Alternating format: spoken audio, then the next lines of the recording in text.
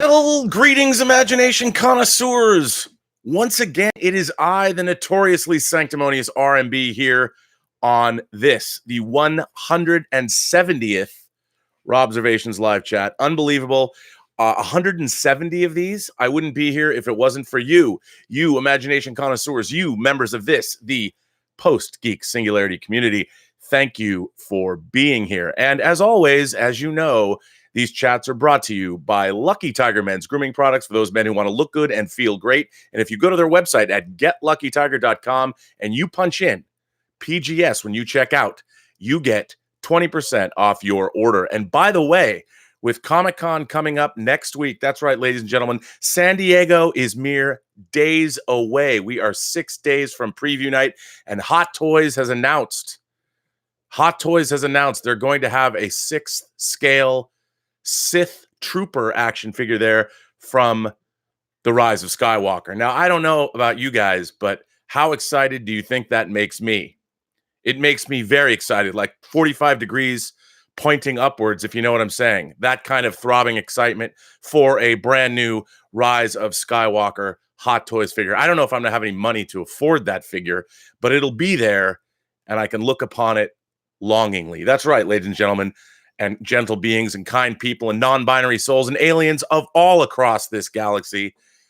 They're going to have, and by the way, that's not the only exclusive Rise of Skywalker Sith Trooper they will have. They have them in all formats. If you want a 12th scale, I don't care. I don't collect 12th scale. I'm not going to go down that road. That road leads to oblivion. I'm already on the road to nowhere with my 6th scale Hot Toys obsession. But if you like 1/12th scale figures, which everybody does, because who doesn't like Star Wars Black Series figures? They're pretty great. As a matter of fact, I realized yesterday one of you lovely people in one of your letters asked me to address the idea of Marvel Legends figures, the 6th scale Marvel Legends figures, and I completely forgot to talk about that. I didn't answer that question, so I apologize. That was lame of me not to answer that question. I don't collect 1/12th scale figures. I have 4 in my collection. I have the Alex figure. I have the what is it? The Mezco 1/12 Alex from Clockwork Orange. I have the Mezco 1/12 2-pack of zombies from Dawn of the Dead, because I have to get that. Now I will in my pile of loot, I think I have the Diabolic figure that came out from Mezco. And then I do have the 6th scale the 12th scale, the Warriors figures, because, I love the Warriors. So I'll buy like random, if they're random movie figures, like people would say, well, why don't you get like Ash from the Evil Dead series? Well, that's too common. I know this is a weird thing. And the only other 12th scale figures I have are the Catwoman and the Batman that came with the 1/12th scale Hot Toys, the Batman's flying machine from The Dark Knight Rises, which, by the way, I have never even... You remember, I was doing an unboxing video on this channel. I'd never opened it. I'd had it for a couple of years. I tried to open it. It was so huge. It was so intimidating. It was so gigantic. I'm like, I have no idea where I'm going to put this, so I put it back in the box. I've never taken it out. But there are 2 6 scale figures in there. And by the way, if you want one of those bats, you can buy it at Big Bad Toy Store, and they give you... It's like $700. But if you buy it, you get $425 of store credit. So that's a lot of 12 scale figures, and you can do a serious Batman display. By the way, I did just jump out of the shower and use my Lucky Tiger facial scrub. I did. So as many of you know, the Lion King, the review embargo for Lion King has broken. The premiere was, when was it? Last night? Or no, the premiere was Tuesday night, and then last night with the press screenings, the embargo for reviews has been broken. I'm not going to review the movie. I didn't see the movie. I can't review it. However, for those of you who keep up on these things, there's been some very interesting... Like, I thought The Lion King would, judging from what I saw, that The Lion King would be a smash. Like, that it would just be... People would just be like, this is the second coming of the Lion King, kind of that kind of thing. I really did. I thought it was going to be a smash.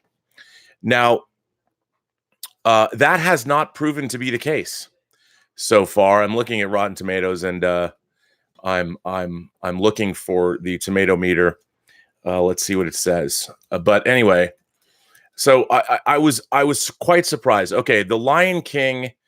I guess they don't have the Rotten Tomatoes score up. Oh no, wait, here it is.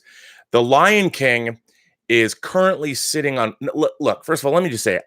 I never pay any attention to Rotten Tomatoes. I don't. It's an aggregator. It's not like, but it's interesting. The Lion King score on Rotten Tomatoes right now is 58%.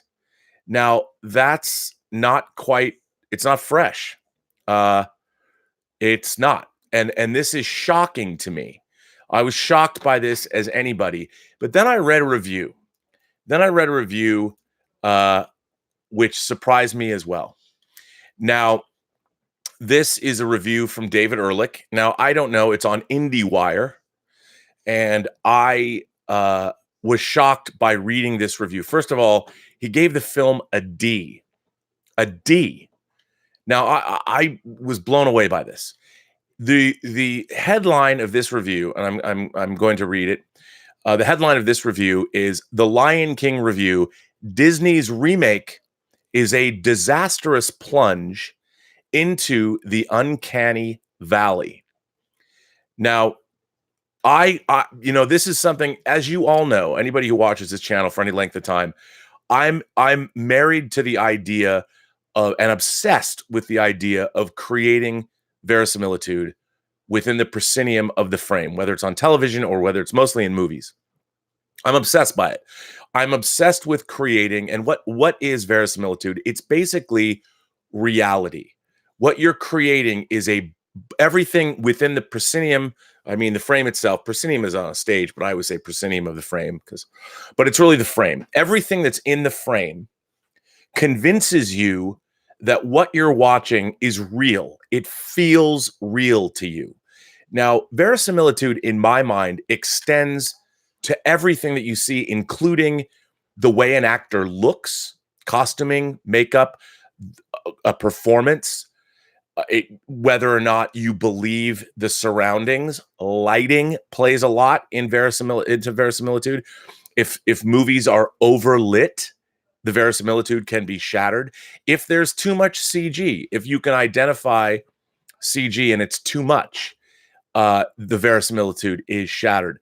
Now, there are sometimes people say, well, Rob, what did you think about matte paintings in older movies? Well, here's the thing. Sometimes, as in older movies, say ILM effects from the 80s, a matte painting, depending on the film, can actually add to the verisimilitude, even though it's not necessarily photoreal, but it feels a part of whatever it is you're watching. I'll give you an example, although this is probably a bad example. In Raiders of the Lost Ark, during the truck chase, there's a scene where a Jeep goes off a cliff. Completely unrealistic. It's like a model shot combined with a matte painting, and it's not going to convince anyone. But there's something about that shot, and I admit it's one of the weakest visual effects shots in Raiders of the Lost Ark. There's something about that shot, though, that plays into the feel of the movie, the 30s serial nature of the film. Oh, Gilbert is here, and I just gave him cookies, and he's barking at me because I'm not paying attention. But there's something about that sort of plays into the whole film. And in that sense, I don't feel verisimilitude is shattered.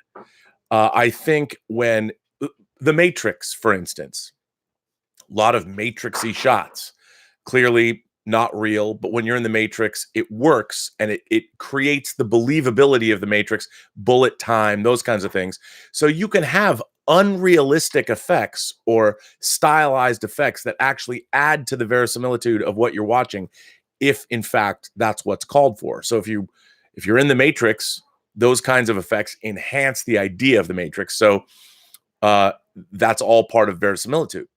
However, if those effects are too overdone, for instance, because if it's just too much, if there's too much CG in the Matrix, then it gets a little crazy.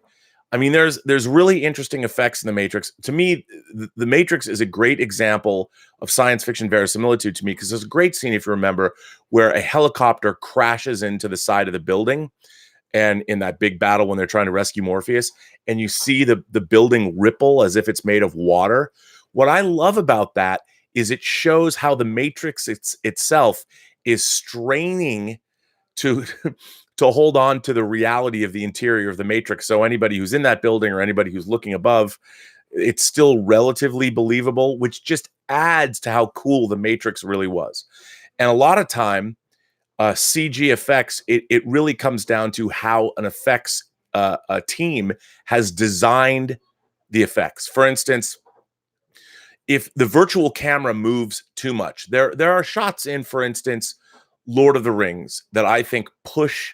If this scene, I mean, this seems sort of strange, but there's a scene that's always bugged me, a shot that's always bugged me, is really cool in conception, but the virtual camera in my mind moves too fast and it just calls attention to itself. And that's when Saruman says, "To war!" And the camera pulls back from Isengard across the massing orcs. And it's the camera move, the virtual camera movie is too fast. And then it's like it draws attention to the fact that it's not real. But I think the thing about verisimilitude is we all of us live in the real world, and whether we know exactly what we're seeing, we can feel when the verisimilitude is lost, especially when you're following something like Lord of the Rings. I know it's 18 years old now. Well, Fellowship is it's 18 years old. And I love Fellowship of the Ring. I love the Lord of the Rings movies. But there are times when the CG effects betray verisimilitude, but it's not so egregious because it's a fantasy film anyway, so you kind of go with it. If it was more realistic, it might be harder to deal with.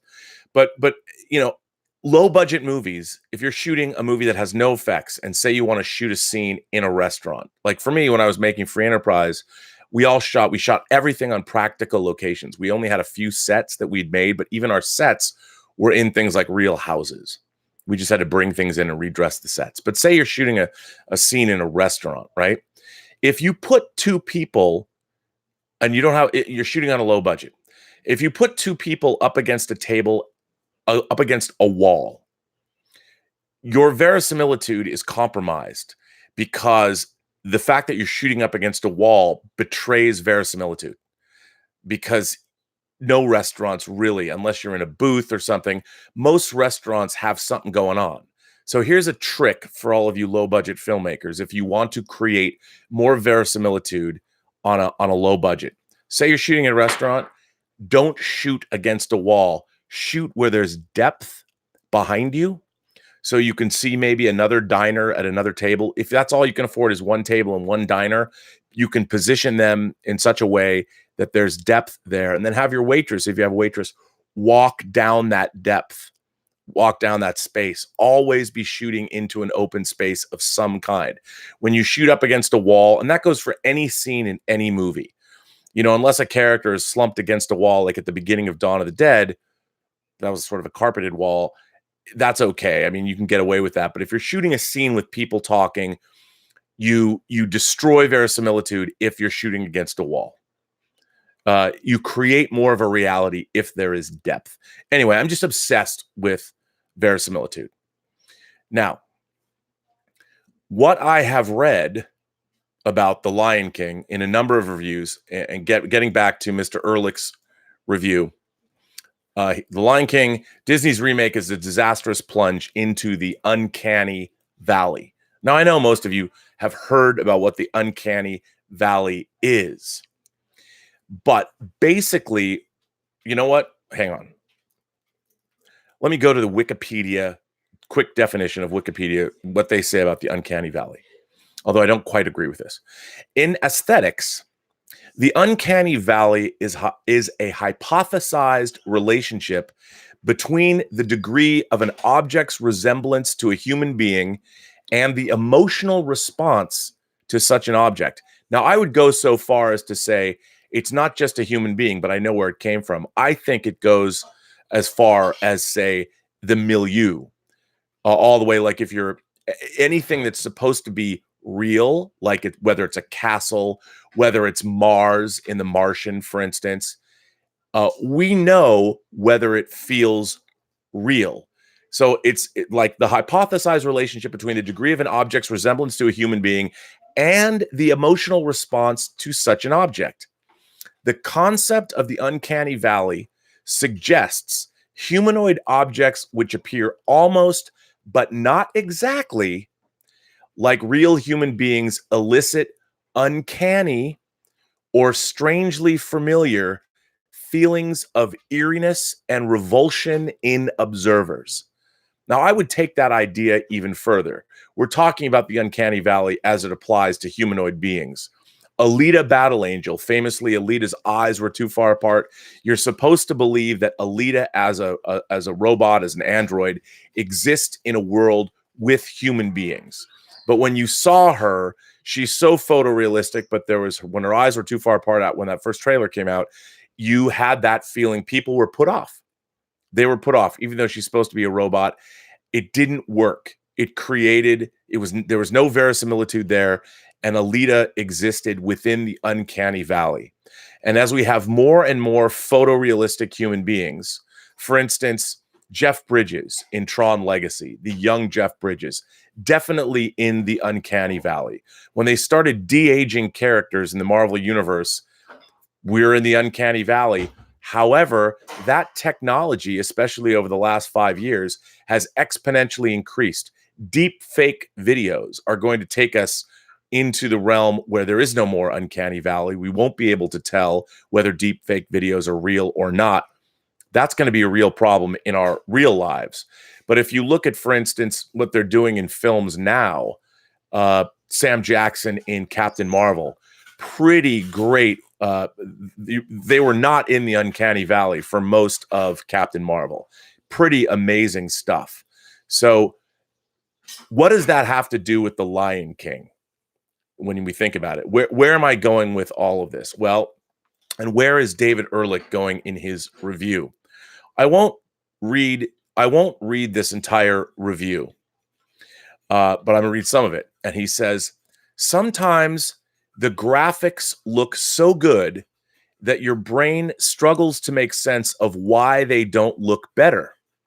Pride Rock, we learn, is located deep inside the uncanny valley. Other times, the animals are constrained by the boundaries of verisimilitude. He uses that word in this review, I swear to God.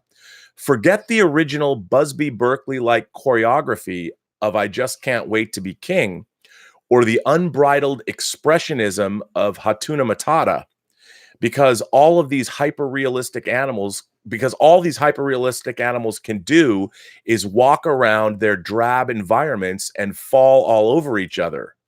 Don't ask how Zazu, the hornbill, can speak the Queen's English, even though his beak only moves up and down. Most often, the animation is just bland in a way that saps the characters of their personalities. Scar used to be a Shakespearean villain brimming with catty rage and closeted frustration. Now he's just a lion who sounds like Chiwetel Ejiofor. Simba used to be a sleek upstart whose regal heritage was tempered by youthful insecurity. Now he's just a lion who sounds like Donald Glover. Watching them come to blows against a realistic but dull background suggests that Favreau was too busy trying to figure out if he could, that he never stopped to consider if he should. Now, if you look at the thumbnail that I made on this chat, I actually stole it. I don't remember who I stole it from, but somebody, a Twitter account, I was going to go back and find out before I went on, but Twitter is actually down today, or it's down right now. But I stole a comparison of Hakuna Matata from the Lion King animated film with the Hakuna Matata version that appears in the movie, the new film. And what's really interesting about that version of Hakuna Matata, if you remember the animated version, you have scenes where the characters their heads are going up next to each other. You know, Simba falls into the water, and when he comes out of the water, he shakes out his mane, and it very much does things that animated cartoon animals do. Very stylized things, like Simba, of course, flies into the air, throws himself using a vine and falls into the water. Well, in The Lion King, as it exists now in the realistic version, by doing all of those stylized Busby Berkeley type vaudevillian or musical moves, the animals in the new Lion King can't do that because those moves would shatter the verisimilitude that they're trying to create within the proscenium of the frame of what they're doing. By making photorealistic animals that act and move the way animals would move in real life, what you do is you're removing the ability, the ask, once you have talking animals, if they're just lions, if they're just talking, like they say, talking lions, and you don't have the ability to do what you would do in, say, animation, if you can't do that stylization, it starts to get weird. Because, okay, you're going to go so far as to have animals talk, all right? But if they can't have those like animated expressions, if they can't move and go do that very stylized thing, that unreality that animation can do, all you're doing, you're just pushing the boundaries of reality to the point of whether something can talk. And it's really interesting. Zazu the Hornbill, how does he speak the King's English if he can just move his bill up and down? Now, these are very interesting questions, questions of reality. That for me, this was the thing I was most interested in about The Lion King. Are we going to be able to believe they create a photorealistic environment, but are we going to be able to believe that photorealistic environment works? I mean, as you're watching it, you're asked to believe in it and believe that the animals are really there, but then the animals can't really do the things that we expect them to do, like jump in the water or shake their mane away. They have to look like real animals and move like real animals, or the entire illusion or the feel, the verisimilitude that you're trying to create in the frame doesn't work anymore. And a lot of people have mentioned this. A lot of people have said, I saw a lot of mentions on Twitter of things like animals, the lions can't act in The Lion King. People have said this. And again, this is a real issue. I would have thought that this issue would have been addressed early on in the production of the movie, but they made the choice to go for a realistic environment. And now if you watch the Hakuna Matata song, again, I can't remember who put it on Twitter, but it was they were synced up. And when you see Simba fly in, flip out over the water and fall in the water, in the live action version, all they do is cut to a wide above shot from the air, showing these two animals just kind of walking and talking. And during the entire, if you watch the side-by-side comparison, there is no stylization. Basically, the animals are just kind of walking down a pathway singing this song. So the moves that they do, those animation moves like shaking out your mane, those can't happen. So when you're watching this song, the energy that we all remember that has been burned into our brains over the last quarter century of that song of Hakuna Matata, which is, I mean, other than the Circle of Life, I think Hakuna Matata is probably the signature song of Lion King that everybody remembers. It's the "Don't Worry, Be Happy" of the movie. When you're watching it, at least with this clip that I've seen, the energy is sapped from it because you can't, from the cinema standpoint, you don't. It's just not visually exciting. You're watching this photorealistic version of these animals, but as a movie, it doesn't pop the way that the animated film did. And that fascinates me. And this is, I only have this to go on. I haven't seen the movie as a whole, but I've been reading a lot of these criticisms because, for instance, when you're showing Zazu, you can't like do anything with his mouth to match what he's saying. Our mouths are complex. We don't just go when we talk. We're doing all kinds of things with our mouths. And if something doesn't have a mouth like that, like Zazu does not, when he's talking, people have said that it looks strangely out of sync. And in my mind, you're dipping into the uncanny valley, because there's no way that they can make the animals, photorealistic animals, talk the way that they would talk. Even an animated character can talk. Now, this is really interesting. Here is there's something else that he writes in the review. On an emotional level, The Lion King manages to triple underline all of the basic problems with its big idea. The film is almost a scene-for-scene remake of the 1994 original, which means that it opens with its best and most awe-inspiring sequence, The Circle of Life, still an absolute banger, and the spectacle of it all hints at what Favreau was hoping to accomplish. This is a movie that works best in wide shots where you can almost pretend it's real. And then the animals start to talk. At first, it looks as if the lions are telepathic, and then they seem so badly dubbed that you wish they had been. The more adorable characters are easier to believe, as their cuteness allows for an extra dash of anthropomorphized fun. And then the animals start to talk. At first, it looks as if the lions are telepathic, and then they seem so badly dubbed that you wish they had been. The more adorable characters are easier to believe, as their cuteness allows for an extra dash of anthropomorphized fun, but the vocal performances aren't equipped to carry the emotional weight that hand-drawn animation once expressed on its own. And then it goes on. But it's a really interesting, you should read it. I won't do the whole read the whole review, but it's really interesting. It's on IndieWire. It's by David Ehrlich. But I've been fascinated the whole time to read this about, obviously, verisimilitude, because it is and the Uncanny Valley, because it's one of I'm most interested. How do you create reality within the proscenium of a frame? It's something that I cannot stop thinking about. I'm obsessed by it. And for instance, I'll give you another example. I think for the most part, the Marvel Cinematic Universe has done a pretty marvelous job creating verisimilitude within the framework of the MCU. Now, a lot of people, there used to be essays about, the Zack Snyder's version is much more stylized and much more cinematic. But what the Marvel Cinematic Universe has done, and look, I'm not saying it's perfect, and there's going to be people that I object. I disagree with you, Rob. That's fine. You can disagree with me. But I'll give you an example. The fight between Captain America and the Winter Soldier on the freeway in The Winter Soldier was an amazing, you're watching a superhero battle, the way it's cut, the way it's photographed.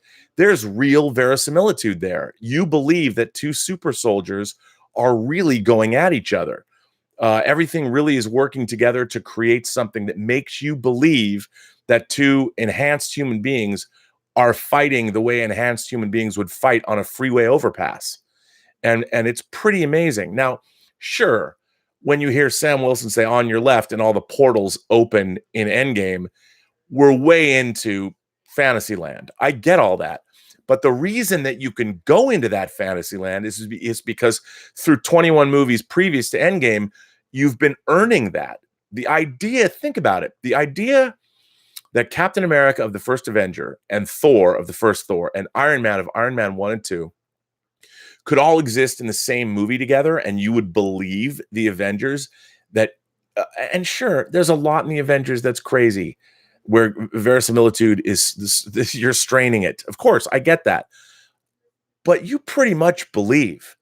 And I think the biggest feat that does not get enough appreciation when it comes to the MCU is how all of these characters, whether it's Doctor Strange and the Astral Realm, whether you're dealing with Guardians of the Galaxy, whether you're dealing with Thor and Asgard, Iron Man, Captain America, Black Widow, the Hulk, the fact that all of these characters can exist in those movies and we buy it, that's one of the greatest feats that those movies have achieved. And that's why I really respect the Marvel Cinematic Universe. Now, it's I know it's a crazy thing when you start thinking about this. Think about movies that you believe. What movies do you love the most? What movies do you think are the greatest examples in your own minds? What films, when you think about verisimilitude, movies that you utterly believe in? What are those films? And which ones do you admire the most? I'm curious. I mean, what do you guys think? Because it's also, verisimilitude is, of course, I think, just like films, I don't believe in the subjectivity of it all. There is a certain objective element to verisimilitude, very much so, and we have to sort of remember all of that. Anyway, this is just something I've been thinking about. I don't want to put anyone off go seeing The Lion King. I'm deliriously excited to see it, but it's very interesting to me that a lot of people are talking about this element of the film. So, Roberto Suarez is here. Roberto says, emotions are easier to convey with stylized 2D animals than with photorealistic 3D ones. Characters that cannot emote lose verisimilitude. I agree. I totally agree. Mark C says, Rob, that Raiders shot no longer exists. It was replaced with a CG shot for the DVD release. Was it? But does that make it better? Does that CG shot? See, to me, one of the things that ruined Star Wars, one of the worst thing, aside from Greedo shooting first, one of the worst things about the special editions of Star Wars is that all of the CG shots shatter the verisimilitude. Star Wars actually was pretty great in terms of a movie that had a lot of verisimilitude in it. Mos Eisley certainly did. Now Mos Eisley's all over the place. There's crazy antics with Rontos and Jawas. There's droids flying all over the place. It no longer feels like some dusty, horrible East Texas truck stop. Not that East Texas is horrible, but some truck stop out in the middle of nowhere and underneath the baking hot sun. A very inhospitable place where the only place you want to go is Mos Eisley, is the cantina, because that's the only place that gives you respite from the horrible weather on Tatooine. When I saw the special edition, when I first went there, I was like, what is all of this? The whole scene with Obi-Wan Kenobi going, you don't need to see his identification. There's so much crap flying through the screen and so much else to look at. The scene is totally destroyed. And I feel that way about most of what was done in the special editions, because it was so counter to what was done originally. They didn't try and match the effects. They didn't try and match the feeling. They just decided they're dropping in, here's another effects scene, here's another CG effects scene that couldn't have existed at the times the movies were made. So to me, it was totally obtrusive. I'm like, wait, what? And that's what I mean about verisimilitude. That bums me out then about that shot. I didn't realize it had been replaced. Stubble McShave says, what type of movie would you like to see Peter Jackson do next? I'd like to see him get back to horror comedy with a bigger budget than his early work, something like The Frighteners. You know, I was enjoying what Peter Jackson was doing. I mean, King Kong was, of course, a lesson in excess, but The Lovely Bones was pretty interesting to me.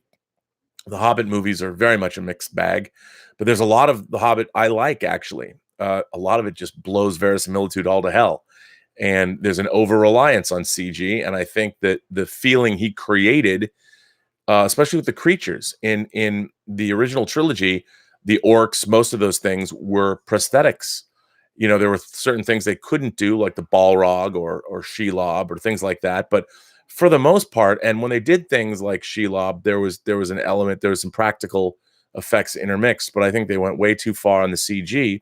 I understand it was a necessity in the Hobbit trilogy, but to me, the real thing about the Hobbit movies is they don't have as much verisimilitude in them. Anyway, Dan V900 says, people don't know how to use Rotten Tomatoes. The average score is a 6.28 out of 10, which is under more information, but more people only look at the percentage, which is lazy. Yeah, but that's all I was going by. I mean, I wasn't delving into it, and you know, that's good. We haven't had all the reviews come in, but we'll see. Dan V900 says it is Cartoon Brew, which shows the comparison. Well, good on Cartoon Brew. I got that off Twitter. So please, everyone, go to Cartoon Brew on Twitter. If it's not down still, Twitter was down before I went on the show. I was trying to find out before I came on live, and I couldn't. But so Cartoon Brew, maybe they have a website. I'm not sure. They might have that comparison up on their website. But kudos to Cartoon Brew for putting that up, because I think they were trying to make the same point that I was going for. Willow Yang by the way, here's some information from Willow Yang. As we all know, she was terrified about what happened with her paper, which she said had a table that had incorrect information. She thought she was going to be published, but she was deathly afraid that this incorrect information would be discovered, and she was afraid to contact them. She did contact them because she knows that all of you imagination connoisseurs, members of the Post-Geek Singularity community, are behind her 100%. Willow says, I did submit my corrected paper. I'm waiting to hear back from the editors, which may take several weeks. Trying not to worry too much about it. Willow, I wouldn't worry. I assume that your paper, if it's half as well written as your letters, it's probably better written than most of the crap they publish. Not that they publish crap. I'm just trying to be on your side. I'm sure it's a very prestigious journal, but I can't imagine that many of the people that write for it write as well as you. And by the way, I'm excited to buy my first, I forget what it's called, but I'm going to buy an issue just because of you. Mark C says comics had the same issue. Artists were making art look almost photoreal. Things like foreshortening and speed lines look out of place. So they quit using them, limiting their storytelling toolbox. Yeah, it's interesting. I mean, I remember, was it Joe? Is it Maduria?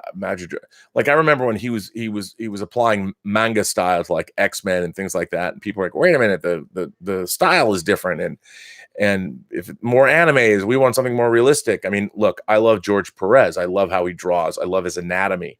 But I remember when Rob Liefeld came on the scene, I kind of liked his stylization. I was like, all right, I wasn't being like, oh, Rob can't draw feet or whatever people complain about. I was just, this is interesting. There's an energy here that at first, when his first Cock and Dove miniseries came out, that I quite enjoyed. I loved, Jim Lee's work, the whole California style of those image artists like Willis Portacio and things like that.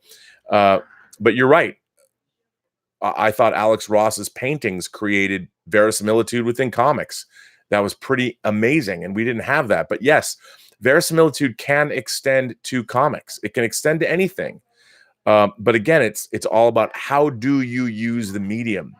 How do you use the medium? I don't know. Willow Yang also says, how did you feel about Favreau's The Jungle Book? Were you able to buy into the photorealistic animals talking in that movie? Absolutely. I loved The Jungle Book. Now, here was the thing. With The Jungle Book, I knew that when the animals started talking, this is why I find it sort of strange. I mean, maybe it's because you have a human character that anchors all of it.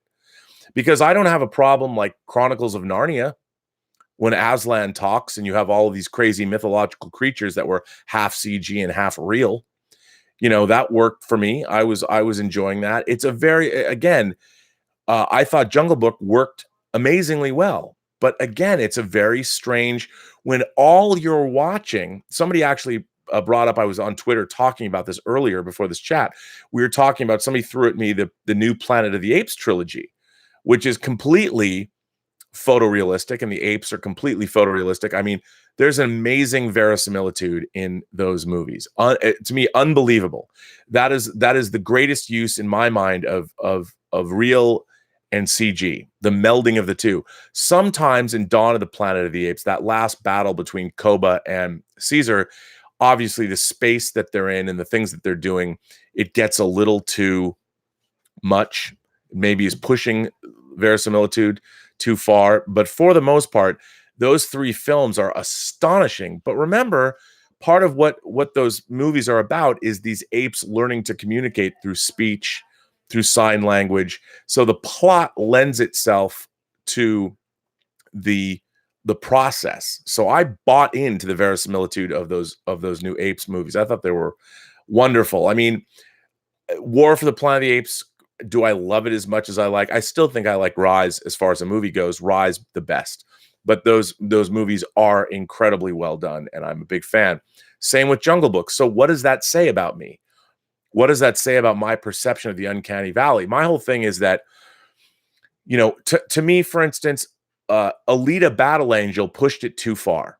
I felt more often than not that I was watching a pretty animated movie. Whereas in Avatar, I thought Avatar did a wonderful job of creating verisimilitude. Now it gets into the idea of perception and what do you believe, and it's a tough one, and it's even tougher to create on film. What works, what doesn't. With the idea of the Jungle Book, the photorealistic animals, they were more stylized because once you have a human being in the vicinity, you now with talking animals, we know animals can't talk and they can't sing. So when you have a human being to anchor where you're at, the animals are supposed to be weird. It's supposed to be stylized so the animals can be more animated in terms of an animated version of them. Sure, they're photorealistic, but the stylization of animation can then be applied because you're not expected to buy into the reality of all of it. Whereas with the Lion King, you are, and that's a tough one. Like I would have thought, in my mind, I thought like Zazu's a perfect example that you would be able to more when he speaks, that there would be much more stylization that would occur as he's talking. But apparently not. Apparently they kept the anatomy of the aliens, the animals as much as they could, which to me is interesting. I mean, again, it's very, very difficult. It's a very strange thing to deal with. JB Bonifacio says, we can hate on the Lion King's tomato meter all day, but remember that Aladdin is sitting at nearly the same rating and it's doing just fine. Oh, listen, I don't think that anybody is not going to see. I think the Lion King is going to be a smash hit. I think talked to a lot of people that loved it. I think the people that are responding to these issues, and it hasn't been just a few.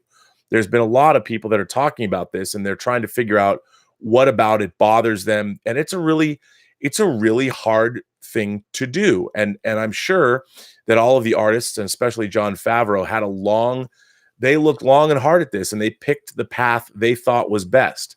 But it's interesting to me that if, say, the villain Scar, if they can't stylize his movements and make Scar larger than life through camera angles and movements, then he just becomes, as Ehrlich said in this review, he becomes a lion that's talking in Chiwetel Ejiofor's voice. And the way he moved, I mean, even an animal going, yes, big eyes or something like that. When you animate that, it's fine in animation, but in real life, we know that a lion wouldn't necessarily ever do that. But to me, it's very funny. Once you make lions and all of the animals talk, oh my, you're already in the valley. So why not go further? Very interesting. More than ever, I want to go see The Lion King because I want to experience what everybody's talking about. Brian Cruz says, a big fan of Chinese historical films like Red Cliff, of course, directed by John Woo, Hero, Curse of the Golden Flower, etc. Any smaller, lesser known ones you might recommend? Smaller, no, probably not. I mean, you're talking about real historical films, like historical events that really happened. Nothing, I'd have to think about that. My knowledge of those movies is more limited. More wuxia movies are more my speed, but I love all those things that you mentioned. I've got both Red Cliffs on Blu-ray, so I'm a big fan. Mark C says Twitter is down. That explains why the sun seems to shine a little bit brighter for the moment. Well, listen, you know what I haven't done today? I haven't read any letters. I have letters, and I think that I will read them to you. This one comes from Adam Blue. Rob, I've been meaning to email you forever. You seem to have all the same things in common with me, and I think number one is having a positive outlook and a focus on joy. I saw the video about you meeting your sister, and that was heartwarming. While my dream has always been to be a filmmaker, I was also really big into video games. I would write stories all the time, from original concepts, African slave caught up in World War II Japan, trains to be a samurai, meets American general, played by Bruce Campbell, to sequels to movies like James Bond and Blade. Currently writing an Obi-Wan screenplay that I think is very dark and thrilling. Similar vibes to Driver. Dude, I would watch the hell out of that. That's a great idea. My main inspirations were Sam Raimi films, but also obvious movies like Star Wars and the Alien franchise. The newest Predator bummed me out so much, I wrote a screenplay for a new one called Predator Revenge, and it starts with the Predator escaping a military installation holding an item. We then see that the Predator gets to a ship being chased by a branch of the Colonial Marines, wink, and we see the item the Predator is carrying as a Predator child. What a thrilling idea to start a Predator movie with. I'm with you. Anyway, I'm now 35 and I'm an IT security analyst. Being able to provide for my family has led me down this path. I have a wife and 3 kids, even though I'd prefer getting paid to create something I love. But I still think that's going to happen. My goal is to be hired by Lucasfilm for a Star Wars movie or TV show. I think that if I'm high and don't make it, I may still be in a creative role of some sort. On my YouTube channel, which used to be just video game videos, I started experimenting with things that were personal, so I made a clip that cut together scenes from A New Hope and Solo, and it has the most views out of all my videos. Another interesting fascination is with Japanese culture. I guess I'm not really into it consciously, but a lot of video games and movies I watched were based in Japan. I never got into anime, though. Some of my favorite movies from Japan were Versus. I like Versus a lot. Azumi, yes, and really a whole lot of others. I would import movies and video games all the time. What's interesting is at age of 35, I finally discovered Gundam.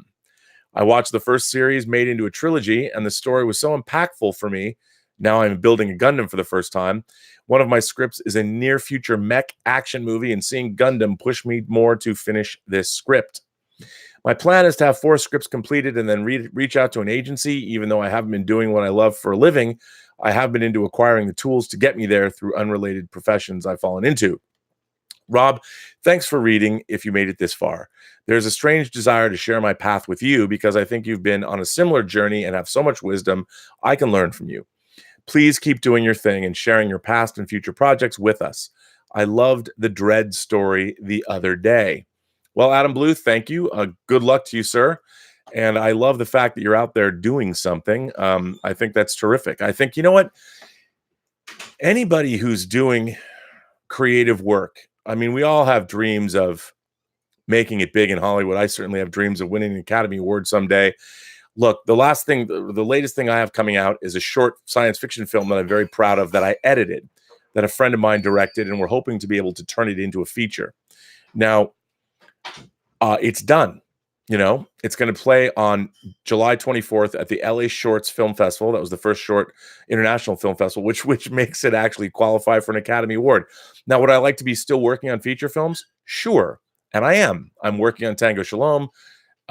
It's the sound design phase is happening. And then pretty much once that's done, we have a little bit more color timing to do. And then the movie's completed.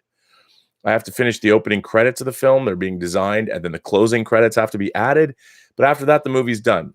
It's a low-budget indie film. I have no delusions of grandeur about it, but I think it's really, really good. I know that we've made it the best movie it could be made that it could have ever been.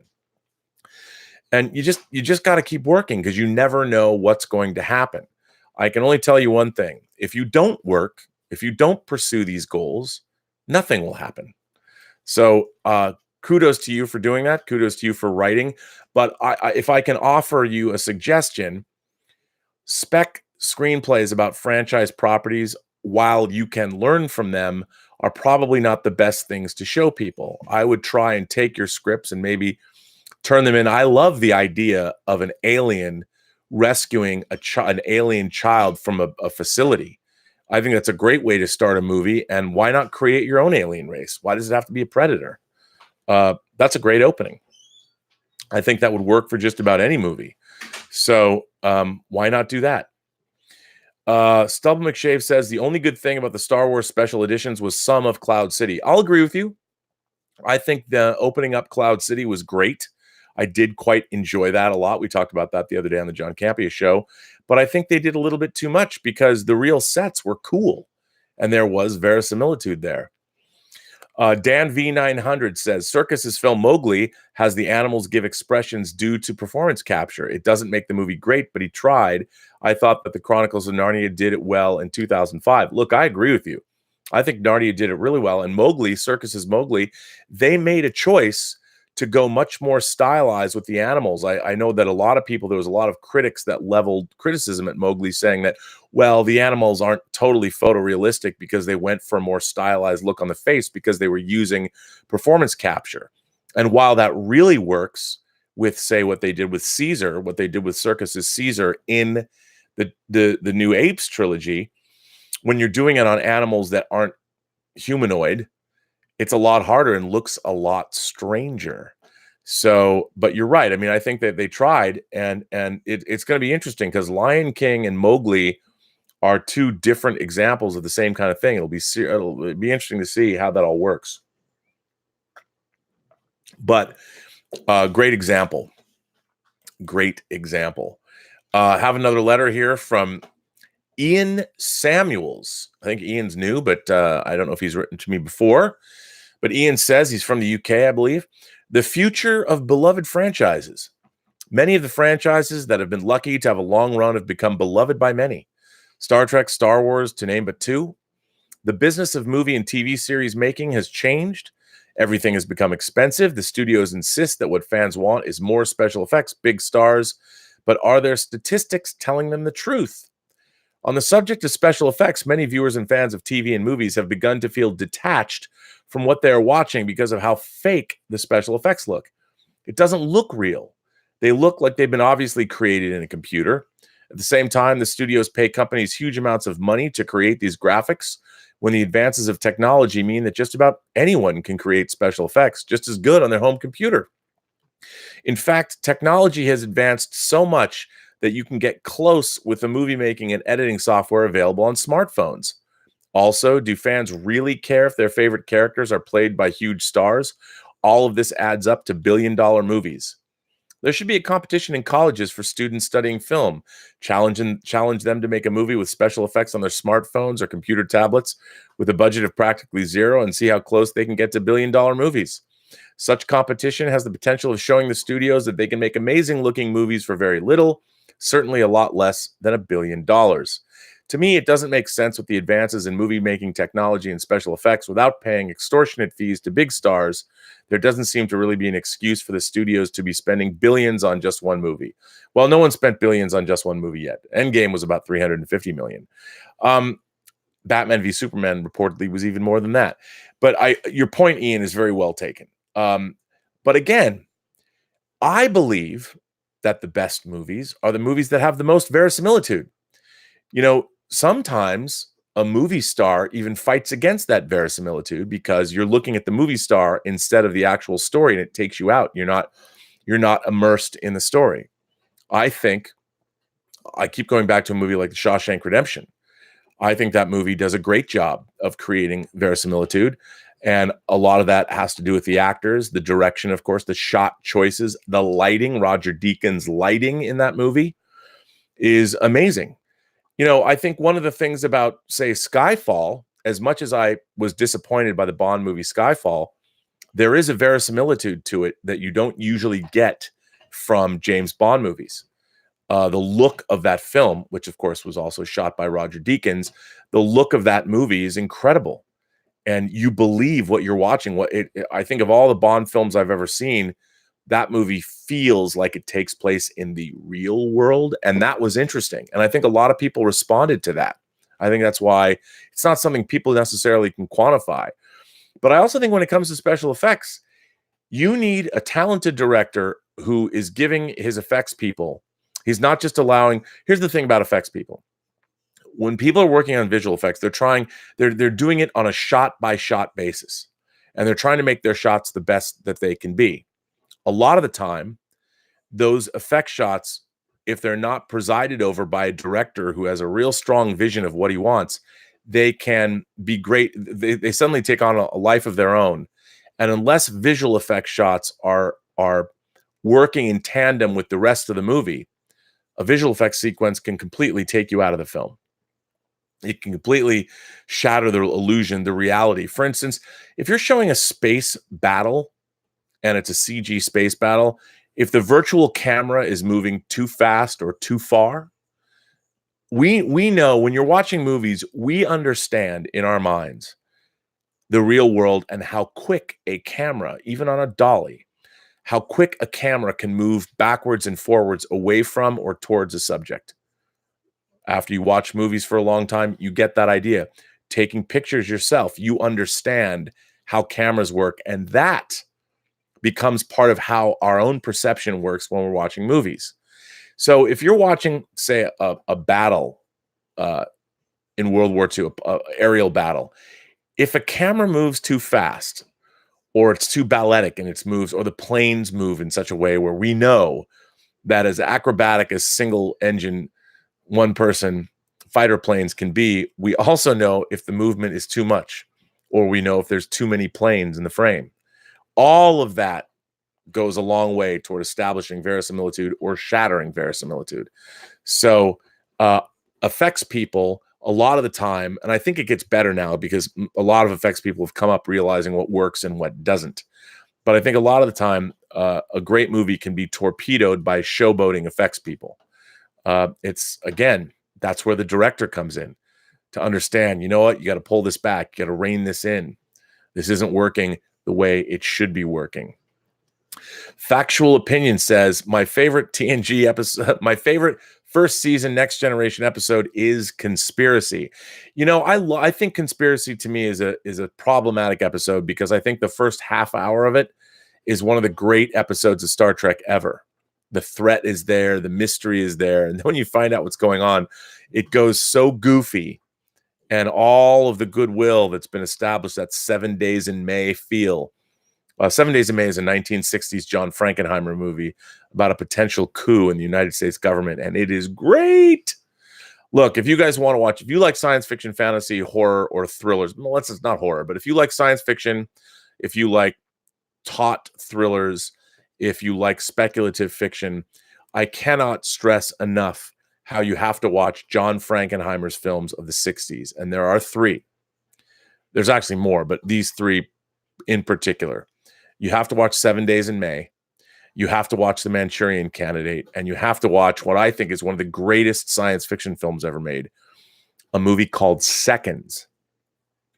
And Seconds is really about this middle-aged schlub of a man whose life has sort of left him cold, and he basically gets transplanted or gets remade. His body gets remade, and he looks like Rock Hudson.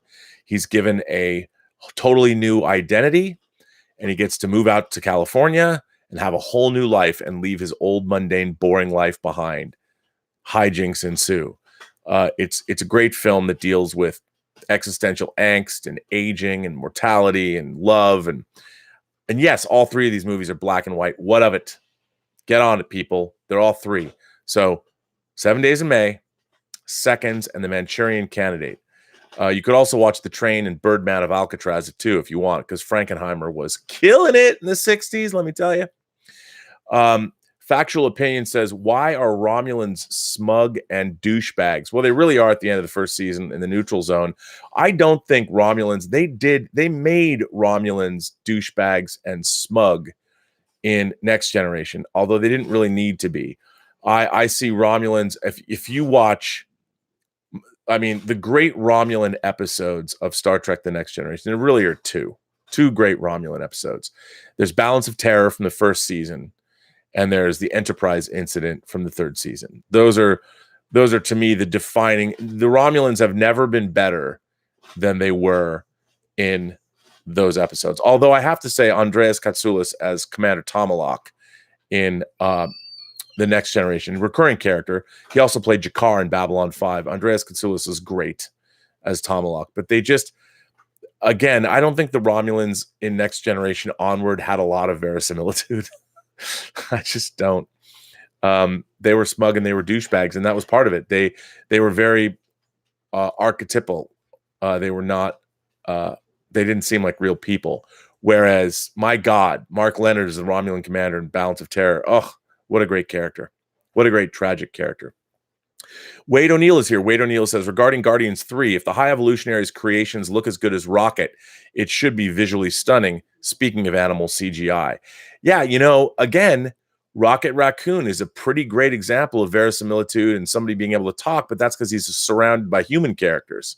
So it makes sense. He's genetically engineered, so you buy it, which is, it's a strange thing. I mean, You put CGI animals, photorealistic CGI animals in environments, in realistic environments with real people talking.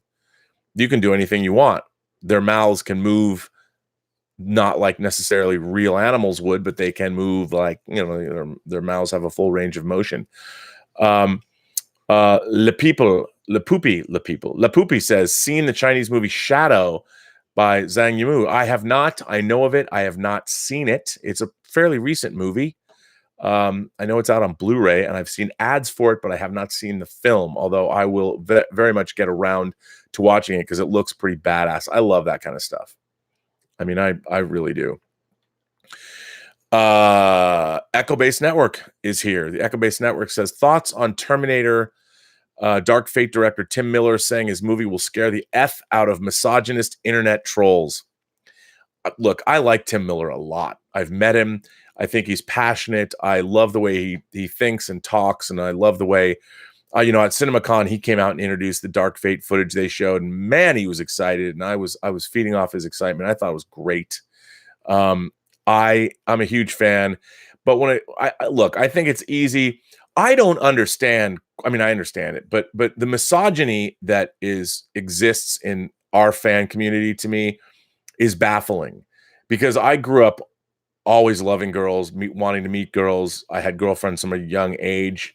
I think I learned from Captain Kirk how to treat women, and I don't understand. There's a lot of it seems to me, arrested adolescent boys that haven't ever quite. I mean, do people have any game anymore? I don't know what that's like. I don't know what it's like to. In my day, you really had to be, as I would say, a cunning linguist if you were going to meet a lady in a bar. Do people have that? I mean, I go out and I just hear the most ludicrous conversations. But I think Tim Miller was trying to be funny. I mean, he's talking about Sarah Connor, one of the most badass women ever to be seen in a movie. And that I think he was using a little bit of hyperbole to chat up his movie, and I thought it was pretty funny. I don't think that. See, here's the problem. I hope you're not asking me because people are mad at Tim Miller for saying this. I mean, this is the problem. They don't understand that Tim Miller is trying to be funny, and he's talking about Sarah Connor. And it's the Terminator. I mean, if you listen to Tim Miller talk about any aspect of the movie, that's the way he talks about how it's going to be kick-ass and all this stuff. And I think what he's doing is he's saying something that's being funny and provocative at the same time. And it worked. We're talking about it. So I think that it's fine. I think that he was hyping up his movie. I've seen him. You should have seen what he was talking, how he was talking on the stage at CinemaCon. He was dropping F-bombs and he was very, very excited. And it's exactly the kind of thing he would have said. So it doesn't surprise me. And he's doing it all to hype his movie. And I hope it's great.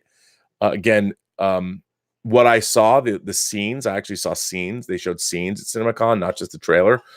They look good. It was really interesting. They had an extended version of that scene on the freeway overpass where Sarah Connor comes out and blasts the Terminator. That was a really cool scene.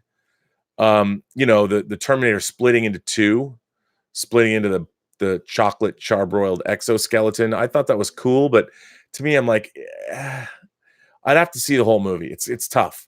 For me, Terminator Dark Fate has a verisimilitude problem, at least from what I've seen so far. I want to see more.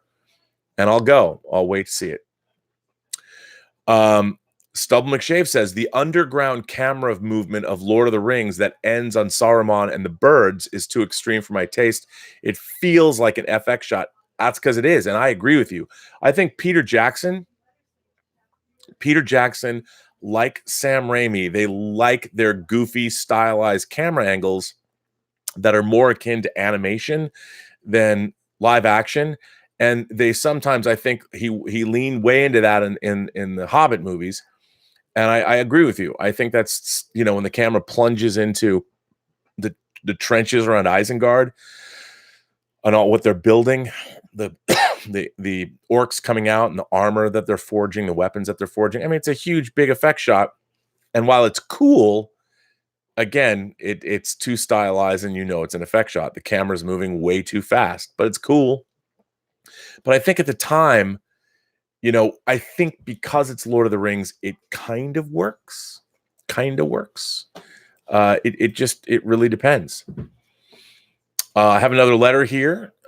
This letter comes from Chuck Philpott. Chuck Philpott says, "Hey, Rob, thank you for taking the time out of your busy schedule to read this letter. I'm writing to you today because of a crazy idea that popped into my head. About a week ago, a close friend sent you a letter.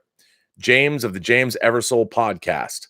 We have a mutual friend, Jakob Fudge. By the way, I love when you call him by a Russian name. I agree with Jake. The name on his podcast is way too long.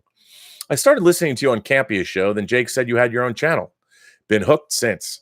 I agree with your point of view more often than not. But enough of the chit chat. The main reason is our friend Jake moved his small comic shop to a new location. In his letter, he talked about a guy showing up with a trailer. That guy was me.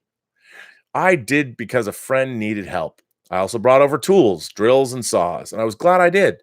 The first day moving stuff to the new location wasn't easy. The second day wasn't easy. You're starting to get the picture. Murphy's Law, whatever could go wrong, will go wrong. It did. Jake hit one stumbling block right after another. Even today, I stopped in like I do every other Wednesday. He was having an issue with the TV that hangs on the wall. There are so many other issues going on, like the new landlord. So back to my crazy idea. I would like to know if there's any way possible you could come and visit. I would pay for round trip tickets. This would also include pickup and drop off. I would pay for your hotel. The days you'd be in town, I would be your taxi and pay for your meals also. Rob, I want to thank you for your time in reading this letter. Please keep up the amazing work you do. From one geek to another, oh boy, Chuck Philpott. Well, Chuck, how can I say no to a free trip, room and board, and food? Will you pay for premium liquor as well?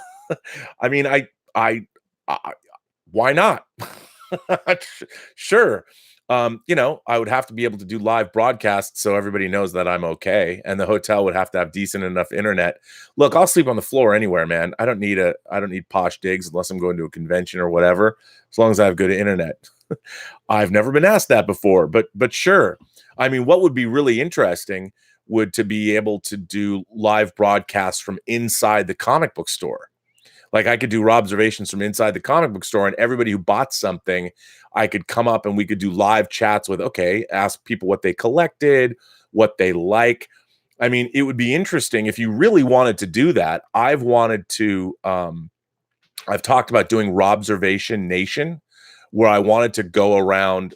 I was hoping to be able to get Free Enterprise the Negative, do a new 4K restoration and do a new version of the movie and take that around. But maybe if you really want to do that, first of all, that'd be fun, but why not make it worthwhile, promote the store? We could also promote that I'm coming there for the 6 people that would care, but we could do a whole thing and invite people to come in, and we'd go live. Like we could broadcast live the whole day from the store, say, come on down and bring people on, and we could sit them down and we could interview them and talk to people like, why do you read this book? What are some things you would recommend? I mean, that could be really fun. And since you're going to pay for it all, like, why wouldn't I go? So not a bad idea. Perhaps we should talk more offline about this, but I like the idea. I think it would be cool. So yeah, I think it'd be great. This next letter comes from James Jennings. Greetings, Rob and imagination connoisseurs. Just got to see Robservations number 169, and I was struck with the shift of characters becoming gritty, dark shadows of their former selves. The strangeness of the Picard poster reminded me of an amalgamation of Star Trek and Firefly. Different, but given the early character descriptions, it appears as though we were heading into familiar territory that is changing Star Trek into Star Wars instead of watching Trek's core principles evolve on their own path. With interviews citing Picard making dark choices, a character that has repeatedly stood against admirals pursuing nefarious ends because they are counter to the values of Starfleet and the Federation, who has deified adversaries because the cause was just and honorable, becoming antithetical to what we know of the character, seems hollow. We've seen this type of character shift recently in Luke Skywalker, and ultimately we need to believe and understand this change in how it relates to the story and what it means going forward as the stakes reveal themselves. It needs to be justified, believable. I did not feel that Luke Skywalker's change made sense. The idea that Luke would kill Ben Solo before he turned to the dark side when Luke was willing to die to redeem Darth Vader just does not add up. With the Picard teaser, we are faced with the question about the loss of faith and the question of what would bring someone back from exile to face whatever challenge had initiated this change. While the premise is interesting, the creative execution takes us out of the story. We see a vineyard that served as a place for Picard to escape, to seek the stars, and later a vineyard when Picard is alone, his friends gone on their own paths, his career over, and the shadow of Irumodic syndrome looming off his shoulder. The Picard we knew at the end of All Good Things had a chance to alter that future, hopefully to create something better. All of this is relevant to the character, but also serves as a signal for fans that the Abrams-Kurtzman crew are going back to familiar territory. Picard himself is a lure, just as the Abrams reboot used Kirk and Spock as a lure, but you only know that if you're familiar with the characters. But if you change the characters too much, are they the same characters? Are the changes natural? Given the Abrams Star Trek universe effectively dialing everything up to 11, Kirk is unabashedly insubordinate, Spock is emotional, it just feels forced and empty. Rumor was that Picard would head Section 31, an organization completely antithetical to Picard's values and history. I find myself asking, how can you define something if you can't understand it? Abrams said that he was not a Star Trek guy, and Kurtzman used a season-long story to escape the canon traps that Discovery walked into, necessitating a need to get away from canon so they could get their footing. For people that know Star Trek, it feels disjointed. The creative minds behind the scenes are jumbled. Different showrunners from season to season for Discovery. In Picard's case, mid-season before being aired. And like in The Wizard of Oz, they're saying, pay no attention to that man behind the curtain. Would Discovery have suffered if the creators were bold enough to start with a new crew, one that did not have any established connection to create characters? Pushing forward, telling their own stories, the Burnham-Spock connection makes the universe small. Would the Klingon redesign be a big deal if Discovery encountered them 950 years in the future? Probably not. Instead, the audience would be asking themselves, what changed? A mystery would have been created and explored, giving the show more depth. The lack of synergy seems to be the elephant in the room. Throwing a Gorn skeleton, a Tribble next to a yummy fortune cookie, a 300-year-old frozen man, a Cardassian sunrise, and a vineyard into the variety of Star Trek shows does not mean there is an understanding of Star Trek. I'm not saying that Trek has been perfect. It hasn't. But the inconsistencies have become more jarring. I want Star Trek Picard to be a good show. The production with the Abrams movies and Discovery is amazing. It's the writing that becomes lackluster. Based on dialogue from the Picard teaser, we will be exploring the destruction of Romulus, the event setting the Abramsverse into motion. We will be exploring dark choices Picard made, his regrets, and I am just not sure if these changes are a way forward or backward. However, I will give kudos to the dog named Number One, just for the hell of it. Sincerely, James. P.S. Awesome Chome shirt from an earlier Robservations. Look at this one, dude. It's a different one. Maybe an upcoming Dune Robservations. I hear there's a movie coming out. Guess time will tell. Well, James, there is. Denis Villeneuve, that he of Arrival and Blade Runner 2049 is making it. So I can't wait for the new Dune movie. I'm very excited. Look, once again, you made very cogent, salient points. I think the fact that we've now had two pieces of key art from the new Picard series, and they're both featuring his vineyard, is just odd. And I think that the people that are working on Star Trek now are the wrong people. I mean, Michael Chabon is a great writer. He's not a TV producer, certainly. Wait a minute, he is now. And I just think why Star Trek has become one of the most expensive television shows on the air, and one of the most lackluster. Look, I shouldn't say that. The new Star Trek Discovery looks incredible. It is a badly produced show. It has no vision.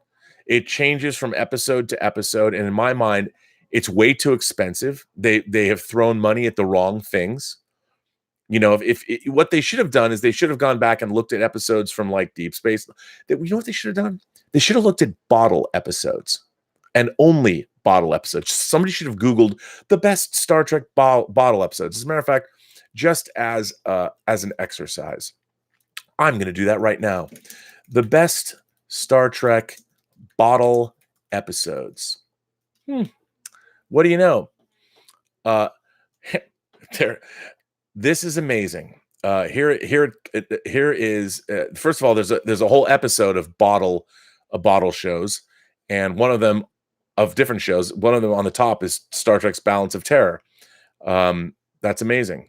Now, there's not. This is giving me bottle episodes for all shows. I wanted Star Trek specifically, and it's not giving me Star Trek specifically. But it does give me it gives me great bottle episodes in general. But anyway, there's a lot. But I think that they should go look at that and see, okay, how were great Star Trek episodes told on our standing sets? And standing sets meaning you don't have to look out windows or add special effects. Basically, every scene of Discovery, every single shot practically has some kind of effects enhancement. And that's problematic from a production standpoint. Not a great way to produce science fiction. But look, I agree with you. I've seen this Picard series. Why is there, as we know, Patrick Stewart has been adopting dogs. He's been fostering dogs. So now there's a dog in the show. Does that make a whole lot of sense? Probably not. I understand. And Patrick Stewart was in Logan. So, okay. But one of my favorite books that stuck with me, it still sticks with me today, is one from one of my favorite writers, Dan Simmons. Dan Simmons is a very prolific author. He's written books. He wrote the Hyperion Cantos, the 4 Hyperion books, which I love.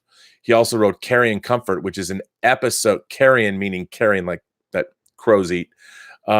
Carrion Comfort, which is an epic horror novel.